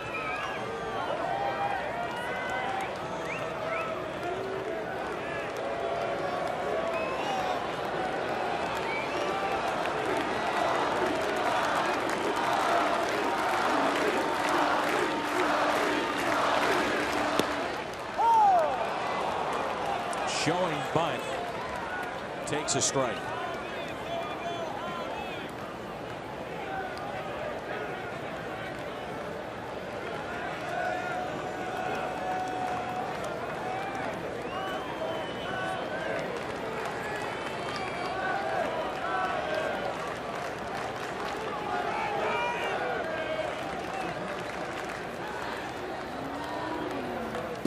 In the dirt, kept in front.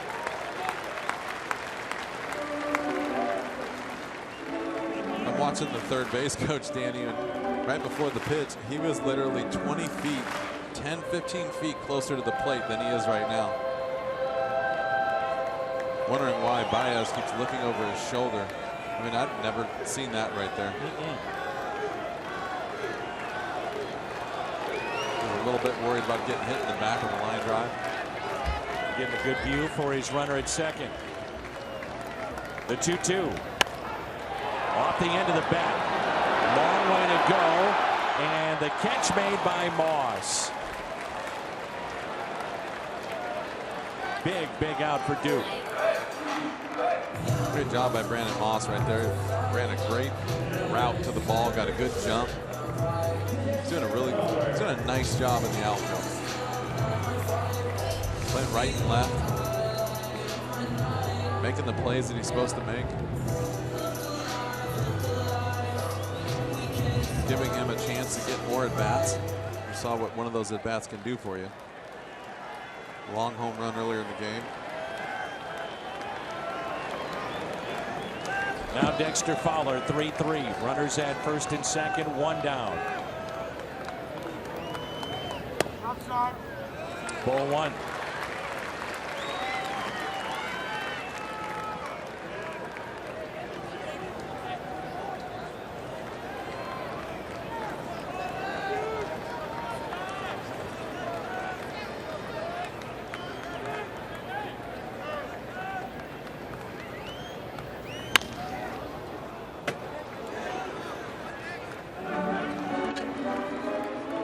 It's always a fine line, too, from a manager's perspective. Get that winning run, second base, nobody out. Do you bunt with a guy like Baez who could end it with one swing, put a ball in the gap? Well, normally in a situation you'd probably say no, but the fact that he's hitting ninth with Fowler and Bryant coming up next might not be a bad idea. 2 balls and a strike. Good fastball at the bottom of the zone, just a little bit low.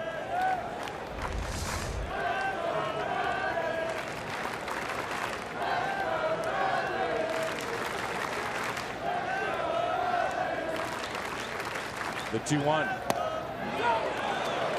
did not go. 3-1.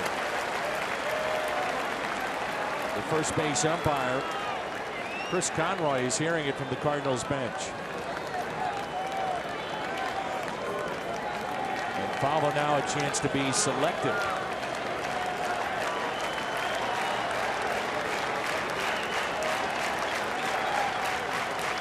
On 3-1. Fowler looks at a ball.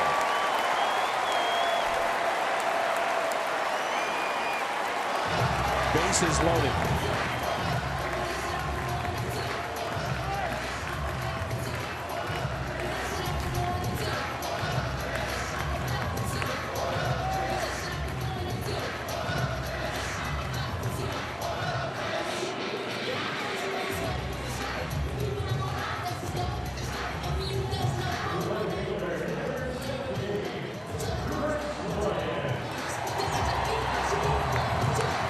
So Chris Bryant, a chance to end this game. Bases loaded, 1 out.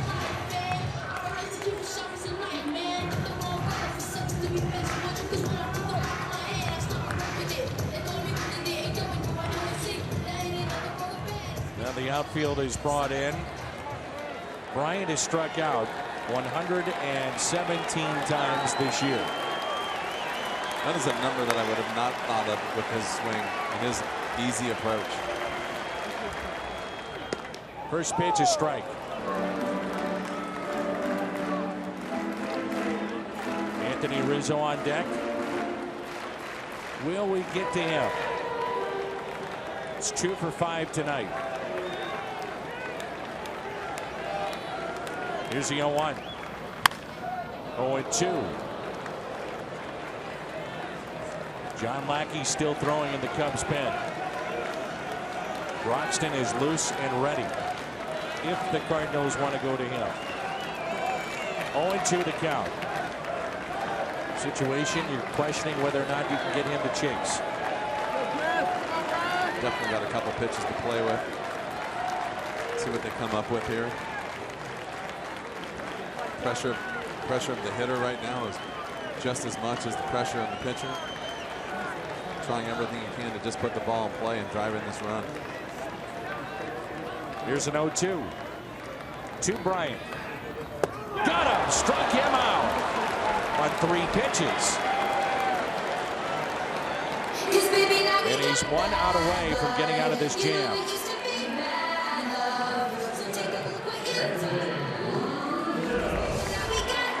Huge strikeout for Zach Duke.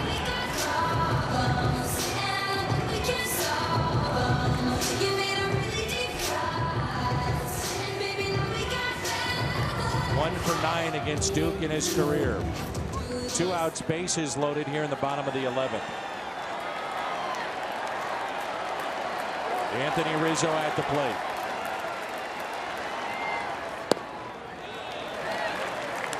He is so much improved against left-handed pitching as opposed to a couple of years ago.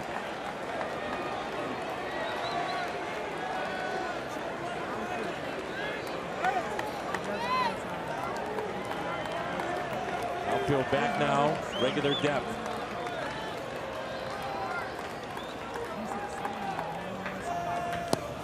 Two and out.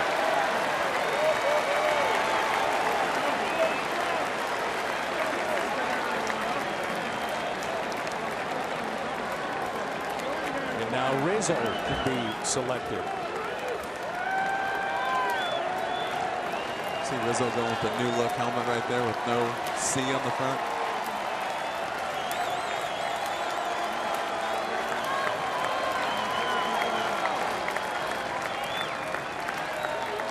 The 2-0 pitch.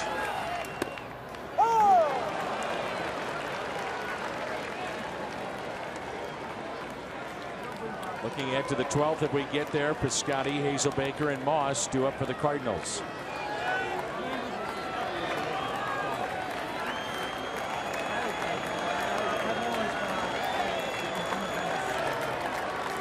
The 2-1 pitch to Rizzo.